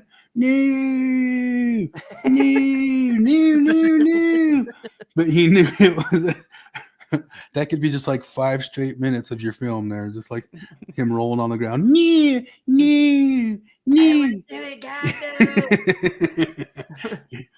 When Joseph asked a woman, so I mean that right there. I mean the first one was Fanny, wasn't it? Yeah. Yeah. Well, I mean that one feels like Fanny was retconned. That's what I mean. Like, he's just kind of flying by the seat of his pants, like they catch him like railing the maid in the barn. Like, what do you do? You're cheating on your wife. This is my wife. I've And they're asked like, for it what to about Jacob 5? You just dictated that and it said it was abominable. He's like, well, sometimes. You should have seen me roll on the ground for 5 minutes yesterday saying, no. I really don't want to do this. No. Don't make me. When Joseph asked a woman to marry him, he told her to pray about it. that sentence right there is a pretty whopper of a sentence. That's a gaslight, folks. He wanted her my to know. computer's spazzing out, so I'm going to reset and be back. Okay. He wanted her to know from the Lord that it was right. This commandment, I don't know. Is this good? Like, is this helping them or hurting them? Like, I think this thing might not be so great, but nobody ever looks at the stuff online. It's pretty bad, but like This commandment was also hard for Joseph's first wife, Emma. Sometimes Emma helped Joseph decide who he should ask to marry him. Emma did not want Joseph to marry other women, so he didn't. Shouldn't that be like the next line? So he didn't. Joseph taught the 12 apostles about plural marriage. It was a hard commandment for them too. Separate him. Cut to another 5-minute scene of all of them rolling together on the ground. No. It feels like a plural marriage is that one of those euphemism treadmill things that like it's like how you have to call black people of color now because all the previous nice things became mean. Like we don't say polygamy, we say plural marriage. You listen to Brian Hales talk for 4 seconds and he says it a bunch. Brigham Young and his wife, Mary Ann, prayed. I've never once heard Brigham. All these years, I've never even thought of like what Brigham Young's first wife's. Yeah, I guess I didn't know that. Brigham Young and his wife, Mary Ann, prayed a lot to the Lord about what. Is that the order? Like he didn't marry anybody ever until. Is that the order that happened? Brigham Brigham Young? Young? Yeah. And until what? Until Joseph said, okay, this is a rule Well, now. Brigham wasn't on the scene until like after Joseph had plowed like 8 different women, I think. But he never took on extra wives ever until after becoming a Mormon. And So it took him like a good 2 years to even become a Mormon. He was getting like missionary discussions and shit like that for a while. I think his brother had joined first, but that yeah, it's funny because it's mentioning Emma. Like Emma sometimes chose wives for him to marry, and that would be a funny thing in like an American Pie style comedy, like because a couple of the Partridge sisters are 2 that Emma chose for him, and he had already married them, and so he's like, oh yeah, okay, we'll do those 2, and then they had like a second fake wedding ceremony just to like so Emma would think it was legit. Brigham Young and his wife Mary Ann prayed a lot to the Lord about what to do. They learned they should obey the commandment of plural marriage. For many years, some of the saints were asked to be in plural marriages. People outside of the church did not like plural marriage. They made laws against it. Some saints, including church leaders, were put in prison, but the Lord blessed the families who obeyed his commandments even when it was hard. In 1890, the Lord told Wilford Woodruff, the president of the church, that men should not marry more than one wife anymore. The leaders of the church shared this commandment with the saints. This is still the Lord's commandment today. A man should be married to only one wife. I wonder what else happened in 1890.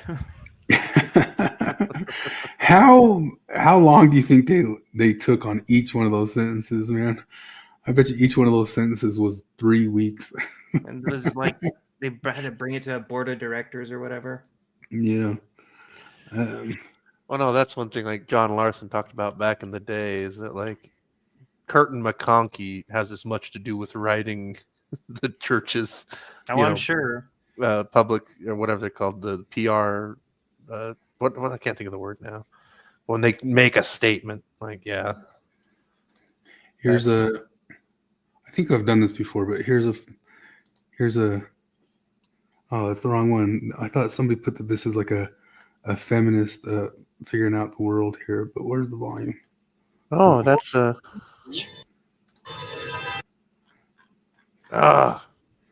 I know this line. This is one of my all-time favorite lines of all of media ever. There's nothing wrong with me. Maybe there's something wrong with the universe.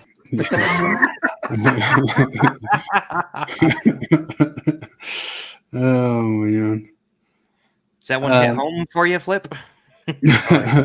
That's a great episode, by the way. That's a classic. Because there episode. really One of is something wrong with the universe, right? Yeah, like in that one, yeah, the universe is actually broken, and she's finally figured out. Did she But- change it with like? Did she like get some glitter and some markers and make some signs and protest? No, her. Oh, that's not how you change the her- universe. Her ultra intelligent son and the weird godlike interdimensional traveler dude. Will created a warp Wheaton? bubble. It's dumb, but the episode is good. Will Wheaton is the one. Will Wheaton. Will Wheaton. Here's some satanic, Master of the universe. satanic panic. What's your best? God isn't master of the universe. He-Man is. He-Man is more powerful than Jesus Christ. Right. He-Man has more power than Jesus. Skeletor, the master of the universe. But today, there's a different kind of cartoon that's coming on our TV sets. And the question is there a well-organized plot, an insidious design right now to program and influence the minds of our children towards the occult and witchcraft? There are some things about Smurfs that we need to look at. First of all, it's depicted as blue with black lips. Well, isn't that interesting? And you know what happens to you when you die? It's a fucking outline, you idiot. These are depictive of dead creatures. Right. You notice that she's wearing a cobra head breastplate and has a cobra head staff in her hand. Now, the cobra is the symbol for demonic power and protection. Isn't she evil? And this young lady is involved in witchcraft. And you notice that even Smurfs carry a homosexual connotation in that most of them are male. I believe so. And Yoda's called the Zen master. He's always seen with serpents around him or serpents around his neck. Look at the serpents around his neck there. He is a three-fingered, three-toed beast. So he has the two fingers and the thumb. Satanic panic. Holy shit, that's amazing. I remember that. Every other, like once a week on Oprah, they did satanic panic stuff. Did you ever hear the story about how Smurfette was created by Gargamel? What? No. The Smurfs lived in the utopian society because they were all males, and Gargamel created Smurfette because that's really the story. Wait, that's actually That's actually the story from the comic. Yeah. What? That's Yep. perfect. 100% true, because she came in and said, Smurfs, what if I could do a patriarchal labyrinth review of Heretic? Although that's probably the intention of the authors on this one. This is Lindsay Hansen Park's new joy. article on Heretic. But one of the things that I noticed about it, because Bill and Brittany both talked about it, they loved the movie, although they both felt that the movie should have leaned harder into Hugh Grant being totally right and them being convinced by Hugh Grant's total rightness about his Reddit atheism or something like that. And they got turned off when Hugh Grant turned out to be a murderer or something like that, which I think is actually kind of like one of the open things about that movie, that supposedly the guy who's like the big galaxy brain, maybe he has some points, but also maybe he's also nuts or something like that. Like it's got open interpretation to stuff, but they just assumed that he should have been a convincing atheist who convinced them out of their religions or something like that. But Lindsay Hansen Park points to it and says, I've been around all sorts, like it's talking about the patriarchal labyrinth. She's talking about the patriarchy of the Hugh Grant character. So she talks about, she's come across so many guys in the even like ex-Mormon or the world of telling you all sorts about religion stuff. So he's a splainer. He's the bad guys. I mean, I guess you read it right that he's supposed to be the bad guy in it because he's a patriarchal splainer, whereas most people watching it thought they're being rescued from the patriarchal religion by that patriarchal splainer. But that's Schrodinger's feminism because all the males are the patriarchy. The answer is men are bad. Even the saviors, the men that come to save you, they're bad too. Yeah.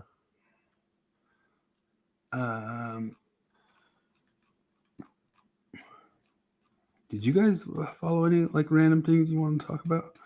I don't recall. What have I been watching this week? I watched a lot of cringe.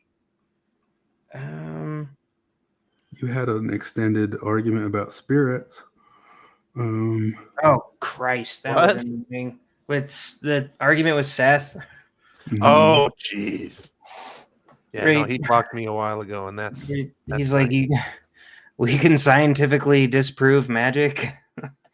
What? What? But it's But just also, that like- I don't get it. That's all it is.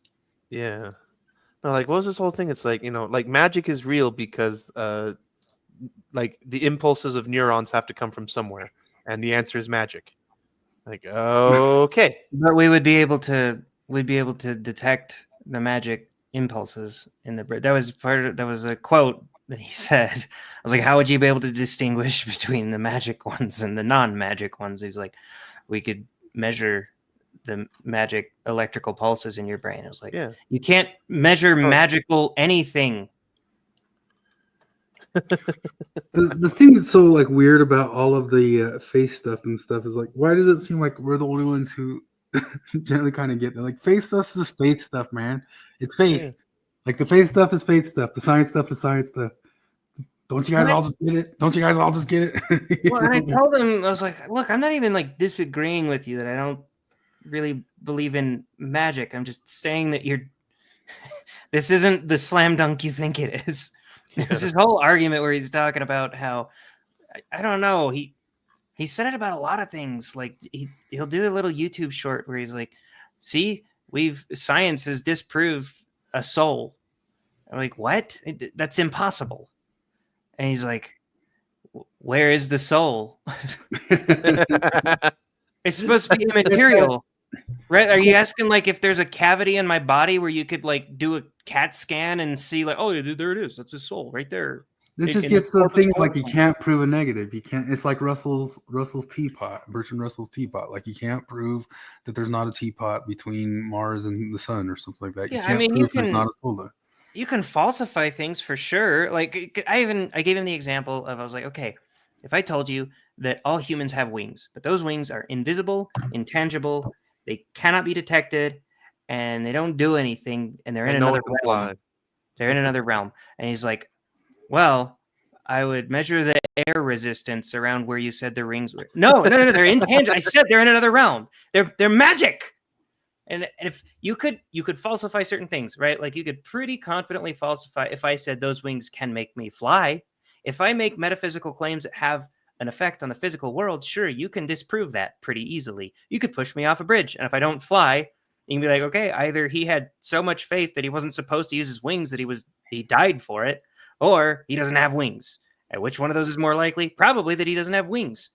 But like the spirit isn't making that claim. There's plenty of people that do. There's plenty of crazies out there that make actual metaphysical claims that have an impact on the physical world, and you can disprove those. But that's not what the whole idea of a soul is at its base. It's just something that can't be disproven. I don't know why you care to disprove it. Yeah. Let me show Sarah just a bit of this. Dude.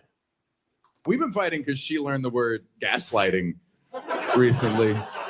That's been a real thorn in my side. Gaslighting is when I say something she disagrees with, apparently. No.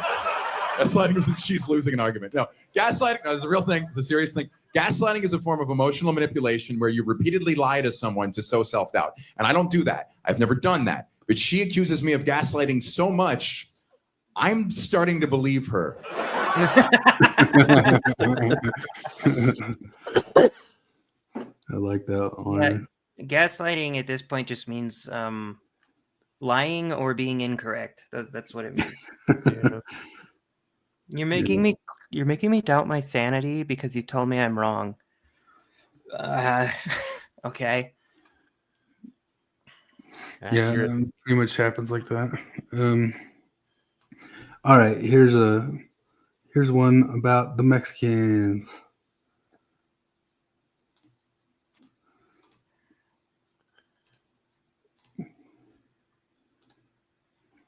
Oh man. Hey, eyebrows. Long time no see. What up, big nose? This coffee smells good, don't it? What's going on, ears? You hear that new Kendrick album? Saying this, if Americans gave each other names like Mexicans give each other names. Yo, little bean, what's for lunch? Hey, fatty, how you been? What's going on, donkey? How's Fiona treating you? Hey, Chinese man, we still gonna run together later? Hey, eyebrows. Oh yeah, like because I remember like at the catering company where we worked, because it was a very international crew with a lot of Latin Americans. There was a Czech lady, but you'll never guess what all of the Spanish speakers called the Ethiopian lady. She was called Brownie. Yeah, that's kind of one of the things I want to point out. Like, the brown woman. That was her name. Or like in the when I went to the HR Mexican world, grocery store, it cracked me up that the oldest guy at the store was called Viejito, the little old man. Little old man. He was the little old man. So that's his name. Donde está el viejito? And That's I how guarantee you, he if there's asked a for him. Chinese guy, it's not like the Chinese guy; it's the little Chinese guy, and that's what they'll Yeah. call him. Like, there's little Chinese man. That's what they'll say. And this is happening in every job, everywhere, all the time. And it kind of like goes in line with like they say, "Well, America's the most racist country in the world." They're like, no, it's by far one of the least. We're one of the ones who make sure like we're so overly sensitive to it all the time, constantly. And right under our noses in the very same company where you would probably be fired for saying, "Hey, little Chinaman," that's the nickname for the guy. The African lady, brown lady. Hey, brown lady. That's the nickname for the guy for everybody working in the kitchen over there. You know, you get fired for it. They all call him that every day, all day. You know? So weird. You know? It's because it's not a big deal. The race is only a big deal in America. Yeah. No, I've been telling people about that. Like my whole life, I've had this whole thing where, like, I mean, especially over the last 20 years, you know, where like, because, you know, before I understood the whole woke thing was going on, because it took me a long time to realize, like, wait, the only people who fight me on this stuff went to college. But that was like, I'd always talk about how, like, you know, they have discrimination in Brazil. It's just not race-based. And I'd get all this resistance because my whole lesson, like, you know, I just took the lesson of that is like, guys, the secret to racism is don't give a shit. If you don't care about race, the racism goes away. That's the magic trick, you know? Yep. Like I've told the story here before, and I'll tell it again about, like, I was a kid and I heard my parents, you know, they were hanging out with Brazilians and they were speaking Portuguese and they were talking about a lady. And I asked my mom, I'm like, what's mulata? And my mom was like, don't ever say it to Americans. Don't say it to Americans unless you're singing the song by Carlos Yeah. Santana that says it right in like the main line. Or in Tropicalia, it says it in that. But like, you know, there's a lot of mulatas in Brazilian songs about how pretty they are. But yeah, like my mom and my dad both were like, okay, look, in Brazilian land and Portuguese, it just describes somebody of mixed European and African ancestry. In America, just don't fucking say it, you know? But like, that's the whole thing. Is like, because in Brazil, they're like, oh yeah, no, like that person is mixed African and European. And rather than say mixed African and European, we just say mulatto, and that's shorter, and it's a descriptor, and that's all. That's all it is. It's nothing more than that. you know, but nope, in America, we have to assign all this bullshit to it because somebody went to college. No. Oy, oy, oy, oy. Indeed.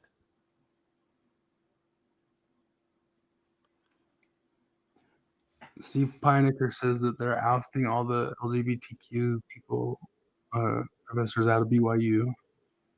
Huh? He's on good authority. He did a whole episode on it how? this week. Says they're getting ousted. I mean, they're not getting tenured and they're getting fired and stuff like that. But it's is it kind of vague. just because they're gay, or is it because they're queer activists? Yeah, I was gonna say that's you could. Like, think because it's if you're illegal. just gay, then you're just a, you know, whatever. Like, but are they queer activists? I really wonder, because it doesn't make sense to fire good people just because they're gay. But it makes total sense that BYU would want to get the neo-Marxist, entryist revolutionaries the fuck out of there. Yep. Yeah, I would guess that it's activism or not, but who knows? Yeah. It's vague. It's vagaries. Vagaries. Risto asked if it's okay to call his kids half-breeds, and what I would say to that, what I would say to that as a deconstruction expert is, I believe no, it's not for you. Your wife can do it, but you're punching down. She's I technically believe that punching up. the acceptable term is chinklish. This guy, we saw him last week. He made fun of that paper written on the olfactory. I made fun of this girl. And if this is the people they're removing from the universities, Stephen, I'm sorry, they gotta go. Like all this stuff. I mean, I guess supposedly they're appointing Christopher Rufo into a position that might do something about this, but I mean, it's so rampant in universities, and this is the stuff that radicalized. But what radicalized you? What radicalized me is I actually sat in college through this crap, and it didn't like so much radicalize me because even back then I was a libertarian leaning. Not even knowing that I was libertarian leaning of like, okay, live and let live. You crazies in college can have this stuff. Bye-bye. And I had no idea that it was going to blow into the rest of the world.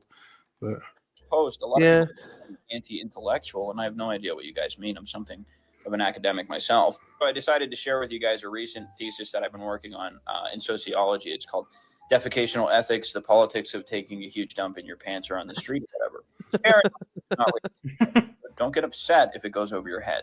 This thesis studies how cultural epistemes register and interpolate fecal matter, specifically how such acts, whether soiling one's pants or publicly defecating, contour our social environment. Don't tell me this is too niche. You don't understand how theses work, okay? I argue that acts of I probably like with the chat GPT stuff nowadays, like people could social hoax the crap out of these papers, man. defecation trigger strong effective responses that bypass conscious reflection, often leading to cognitive assimilations that reinforce stereotypical schemas within ideological hegemonies. Now, if you have half a brain, you realize that this reveals the untapped potential of excremental expression for social contestation, either challenging or upholding oppressive social structures. By examining the underlying mechanisms that inform our negative perceptions of literally pulling your pants down and pooping on the sidewalk, I reveal their positionality in preserving structures of xenophobic, ableist, and class power. Examining hate groups such as white people and Christians, I calibrate my analytical lens to the discursive practices and linguistic conventions that mobilize these attitudes. We all know Christian constructs often conflate purity with cleanliness, reinforcing a binary notion of social and spiritual acceptability. The earthly, bodily, and material is therefore seen as worthy of rejection, positioning the notion of soiled as emblematic of moral failure. Xenophobic tropes stem from a similarly bifurcated structure, equating otherness with contagion, filth, or disorder. Within these intersectional vectors, excremental expression is seen as anathema to the idealized social body, and enforced perceptions of hygiene are used as instruments of biopolitical power. We got our boy Mikkel. This inquiry offers a structural critique of the intersection between theocratic ethnocentrism and hyper-idealized sanitation, framed through the symbolic maxim of seriously don't shit your pants. It explores how this cultural norm functions as a mechanism for othering within the dynamic interactions of multiple power vectors within a broad matrix of domination. From a revolutionary perspective, I suggest that rectal displays, precisely because they are seen as taboo or repulsive, hold a uniquely subversive potential in challenging a hegemonic order that relies heavily on notions of purity, cleanliness, and regulation of the human form. These acts of defiance can be seen as a form of performative resistance, wherein the visibility of bodily functions challenges these systems. Such acts serve to deconstruct the effective underpinnings of these ideologies, offering a radical method of social contestation. Focus on the marginal and spectral tensions that complicate the normative trousal binary, dumped and undumped, such as just pooped my butt cheeks, surprised by a fart, and diarrheal ambiguity. Break it down for the uninitiated. The most maximal critique that you could possibly have of Western civilization, white people, and Christianity from a postmodern Marxist viewpoint is really to shit your pants about it. You ever meet a girl? Damn, that was awesome. Makes me want to write out my sobrio-normative, oppressive PhD thesis. I wrote the first paragraph of my PhD thesis to my friend when we were talking about. You could probably get ChatGPT to do it.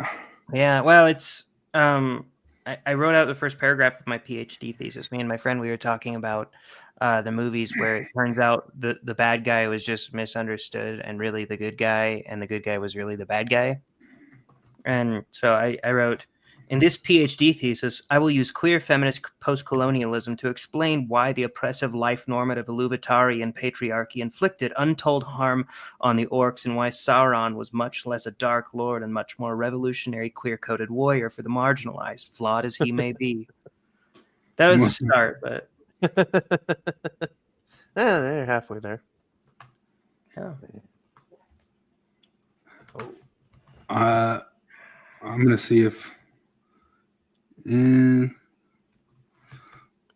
don't know how this would even go. Could you write a thesis about the Sobria normative harm through the review of the movie Encino Man? Subverting sobrionormative expectations, a critical analysis of social conformity and transformation in Encino Man abstract. The thesis investigates the concept of sobrionormative, the societal assumption that civilized behaviors must align with cultural norms of order, reason, and temperance, though a close view of the 1992 comedy Encino Man. The film follows the revival of prehistoric caveman Link in a modern suburban high school, where his integration into contemporary society serves as both a humorous and profound critique of normative societal structures. Yeah, and it goes and goes. Jesus. And it asks at the end, would you like a deeper dive into specific areas such as character analysis, societal critiques, or methodologies of examining sobrionormativity in media? That stuff's dumber than religion, ex-Mormons. Always has been. Been living 20 years in this. That's what we've been screaming at the heavens, and it feels like it's just kind of coming around to it being fully out in the open for everybody to see. Them just kind of like getting to the point of like, yeah, we've been off our goddamn rockers. We went out there. We went out there. Like it feels like there is a little bit of a reckoning coming around, you know. Jon Stewart and Bill Maher stopping and looking at stuff again, like, well, how did we shit our pants so bad and we didn't even notice? Like, how did we get there? But I don't know. Like, I don't know if they'll fully come around. Like, I don't think there's any self inspection by like John DeLynn or anybody. They all still say that they're hyperventilating and freaking out about like what that election meant and all that sorts of stuff, and none of it is stopping and looking and saying, maybe we lost our fucking brains there for 20 years. You know? But I don't know. Alrighty, 11 o'clock. 11 o'clock. I don't have much else unless you guys want to touch on other stuff or see there's a Kyle Dunnigan doing Elon Musk. I mean, I haven't watched that one yet. New Kyle. New Kyle. Yeah, I saw the alert, but I didn't watch it yet. You want to watch it now, or do you want to? Yeah. It's just funny, Kyle list. Look, we've made so much fun of the lefties. We'll make fun of the people in the White House right now. See, we can be orthodox. We can be heterodox jokesters. I won't clutch my pearls that you made fun of my Bill Gates. My Bill Gates. You made fun of my Bill Gates. It is I, Elon. In 2018, Come on. killed all of my house. Being lame. Which is If it's gonna be pretty funny. epic of me. So now I'm couch surfing with my super cool. It's being lame. And I'm taking you along with me. This is house hopping with Elon Musk. My first stop is my good friend Robert Kennedy Jr. His dad was killed, and he eats dogs. He's like really cool.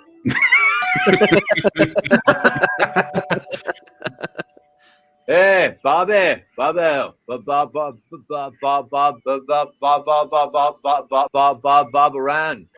What's good? What are you doing here? Hey, I was wondering if I could crash your place tonight. But now's not a good time. I will give you $100 million. Come on in.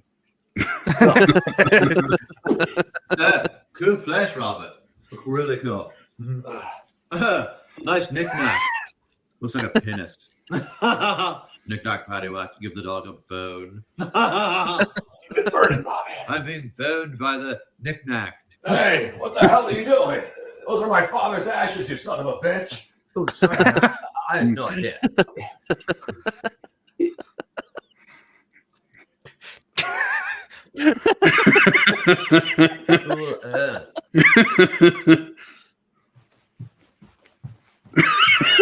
I feel so bad for playing oopsie poopsie with Robert's father's ashes. I really want to make it up to him. I'm sick. Bum. Bum hose. Hey, Robert. What? I could tell before you were a little upset when I was having butt sex with your father's ashes. so to make it up to you, I downloaded Alexa software onto a microcontroller chip and attached it to your father's ashes. So now you can talk to your father again. Whatever you want. Wow, that's very thoughtful of you. Appreciate that. Go ahead. Ask him what the weather is tomorrow.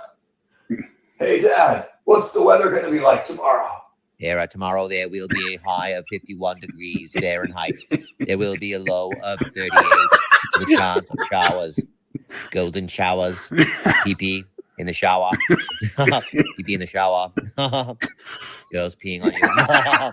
Pee coming out of vagina. Coming out of a woman's vagina. I made him funny. Pee-pee. Shower head. Get the fuck out of my house. Okay. Next time on House Hopping with Elon Musk. Hey, Tucker, what are you eating under there? Underwear? You're eating underwear?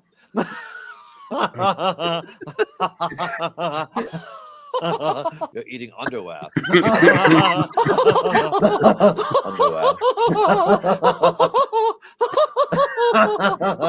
I hope he never upgrades those derpy faces that he does. Do you know how, like, the last 8 years, the left couldn't make fun of their own guys, like, at all? You know what I mean? Like, you guys couldn't. 8 years, the very, very end, you let Dana Carvey finally make a joke about Biden. Like, what the hell was that? Like, and you still haven't made fun of Hillary Clinton, really. I mean, it kind of pushes all the way back to the beginning. Jonathan can't do caricatures of women in ex-Mormonism. You can't. They couldn't do a Hillary Clinton. They couldn't make fun of Hillary Clinton for 8 years. Yeah. What the hell is They that? still made they continually to make fun of her husband, but not her. Even though Bill is all but. Oh man! By the way, I think I linked it to you guys a few weeks ago, but it's a clip of Bill Clinton talking about how Hamas is the problem, and like just calling total bullshit on the whole thing. Where like he's like, no, like we offered them a peace deal where they got their own country, like they even got to pick like 17% of Israel to take back, and they said no. Except he said it as 80-year-old Bill Clinton guy, but like it's just so crazy. No. Like, yeah, but like it's just kind of fascinating to see, like, hey, wow, of all the voices right now to come out and call bullshit on the entire left narrative on the Israel-Palestine conflict, fucking 80-year-old Bill Clinton. It's like, no, I was there. We offered them their own country. They said no. Like, just wow. Like, well, there you go. But that's not going to make it on NPR. Yeah. Alas. We were talking that thing of the girl having the sex relations with 100 different dudes, and now she's gonna do 1,000. Did you watch the clip that I sent of the Silicon Valley dick jerk algorithm? I didn't. You didn't watch it, Flip? Did you watch it? Which one was it? We were talking about the that chick who just had sex with 100 guys, and now she's When gonna I do was, 1,000. I was doing the math of how many hours of dick that would be. I'm going to show this for our end because it can also be our autistic people of the week. So this will end it off here. How much? I didn't watch it. How long does it take? How I didn't get to present in the prelims because I was too busy getting my face pummeled so that our team could move forward. That's why we're presenting tomorrow. And you know what? We're going to win. Yeah, we're going to win even if I have to go into the auditorium and personally jerk off every guy in the audience. That's a lot of jerking. And we only have 10 minutes to present, so. So, we're fucked, aren't we? Yeah, even if he's jerking 2 at a time, there are what, 800 guys in that room? 400 times, whatever the mean jerk time is? The what? Mean jerk time. I mean, it doesn't matter, but hypothetically, time is equal to 400 total jerks at a 2-dick rate. Early jerks off 4 guys at a time, and then we can cut that in half. How would he do 4 guys? He's got 2 hands, so that's 2 dicks at a time, right? Look, you have 2 guys on either side with their dicks tip to tip, so you're going full length. From the middle out. That does make sense. Like 2 shake weights. Yeah, so what we're trying to do, hypothetically, is minimize time, which is 800 dudes multiplied by mean jerk time divided by 4 dicks at a time. Of course, Ehrlich would have to pre-sort guys by height so that their dicks lined up. Not by height, technically. The measurement that we're looking for really is dick to floor. Call that D2F. You know, if a guy's dick was long enough, he would be able to reach up or down to another guy with a different D2F. The longer the dick, the greater the D2F bridge. I would still be able to jerk it off in one smooth motion. I would just have to jerk it on an angle. So D2F sub 1 needs to equal D2F sub 2, and D2F sub 3 needs to equal D2F sub 4, where length L creates a complementary shaft angle. Call that theta D. Now, the orgasm threshold is a function of lambda sub I. Such an idiot. Times Middle the out. previous Middle orgasm. out. Middle Normalized out. parameter Oh my and the god. subject. What's funny about this is in the show, they're also in crunch time. Like they're about to go on stage in like 20 minutes. They need to be thinking about something else. Guys, does girth similarity affect Ehrlich's ability to jerk different dicks simultaneously?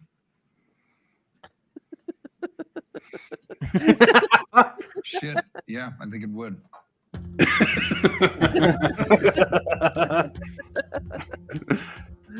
That's pretty good. I never watched this show. I've only seen clips. It's Mike Judge, so you know. It's I didn't realize that. Yeah, it's great. The first season, especially second, it falls off because one of the dudes who's like, well, number one, that guy with the long hair there, he got canceled and canceled off. You hear the story about how he got canceled? No. That's he actually is one of the ones who got canceled who probably deserved getting canceled because TJ, what's his name? TJ Miller.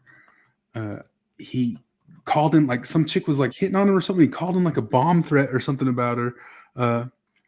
It was really, really look up TJ Miller and like why he got TJ Miller bomb threat or something. But he got canceled off the show. And then also another dude who's even more autistic than these guys. It's like the show's about Silicon Valley and people being crazy, and it also has like some scenes of like their crazy, stupid over expenditures, which most of DEI is just stupid Silicon Valley over expenditure stuff. But they would do stupid stuff like bring in a giraffe just to like have it in the meeting to say like one thing like, we are growing taller. And the giraffe's there. He's like, thanks. And then they take the giraffe out and like they pay to have stuff get done like that, making fun of Silicon Valley in that sort of way. But there's an Elon Musk type character in it who's like just the most autistic guy in the world too. And the guy playing that guy died after the first season. And he was like the best part of the show. And you're like, so first off, that guy died, and then TJ Miller got canceled off the show, and then they just kind of couldn't fix it from there. But The charges were one's- dropped because expert medical analysis and reports regarding the defendant's prior brain surgery and its continued neurological impacts. was TJ cast Miller out had on a the brain surgery. That's what it says. He called in a bomb threat. He was having a fight with some lady on a train, and he called in a fake bomb threat. And this is what it says. In July 2021, charges against Miller were dismissed. Prosecutors said the decision was based on, quote, expert medical analyses and reports regarding the defendant's prior brain surgery and its continued neurological impacts, which cast doubt upon the requisite legal element of intent to commit the charged offense. Yeah, well, I think season 1 and 2 are still worth it because the whole team's there. Although I think the really good guy died after season 1, and he's great. Like you'll be so sad if you watch season 1, like, oh, he died, and it just kind of died out of nowhere. He just had sudden cancer in it. Silicon Valley. Huh. Of course it does. Time to orgasm, or T2O, has to be the same for each matching pair of dicks. Otherwise, I'm wasting a lot of great strokes on a guy that's already busted. Unless you hot swap dicks in and out, so on a downstroke, you get a new one in. So when you stroke up, you're not wasting any energy. Even so, I think this is the most reliable metric for stamina.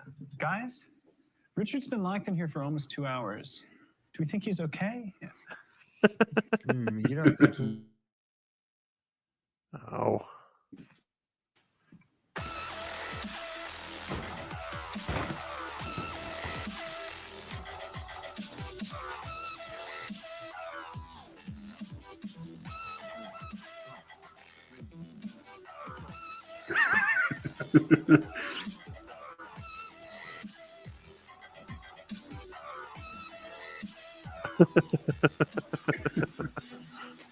I gotta watch this show. What channel is it on? It's HBO. I have HBO. HBO. Silicon Valley season. All right, guys, let's go. The finals are starting. Up. Season 1 and 2. Jesus. What happened to the door?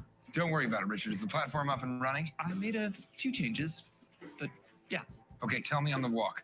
All right, you dildos, let's go. So he fixed their whole thing, and he said the one thing that they're actually like going to the big major business meeting for, he fixed their whole thing. And the one thing, the one thing they're actually going to the business meeting for, they like completely ignored the whole time. Like, oh yeah, okay, tell me on the walk over. The guy who died was Christopher Evan Welch, and he was married to Emma Roberts. Who's Emma Roberts? What's her face? Roberts' niece. What's her bucket? The pretty woman. Oh, Julia Roberts' niece. Yeah. Oh, yeah. Isn't He's that so Julia Roberts? Yeah. He's so good in it. I mean, he's so funny. I don't. He's totally the Elon Musk of it. I mean, did we lose Jared? Yeah, he's gone. Yeah, he's gone. Anyway, we need it now. Yes, we need money now. And I'm sure that Burger King and sesame seeds and whatever else you've been mumbling about in here all seem lovely to think about, but they Myanmar and Brazil. No more of this. Okay, are we getting the money or not? Will you please just tell us what the hell is going on? Amusing coincidence that 2 of the 3 countries that provide the world sesame seeds have such large cicada populations. No? He's totally autistic, and like everything that he does is, it's worth watching. Alrighty. Oh, there's Jared. He's in the. Hey, Coach just showed up just in time for us to bail. Yep, gotta get going. Alrighty, I think we did it again. Oh, Akimoto Akira wants to know what my name means, but it's a teaser for an upcoming episode of Jared's wife talking to Maven. And maybe it'll make sense after you listen to that. Yeah. Alrighty. Alrighty. Thanks See you for tuning everybody out. next Later. Bye-bye.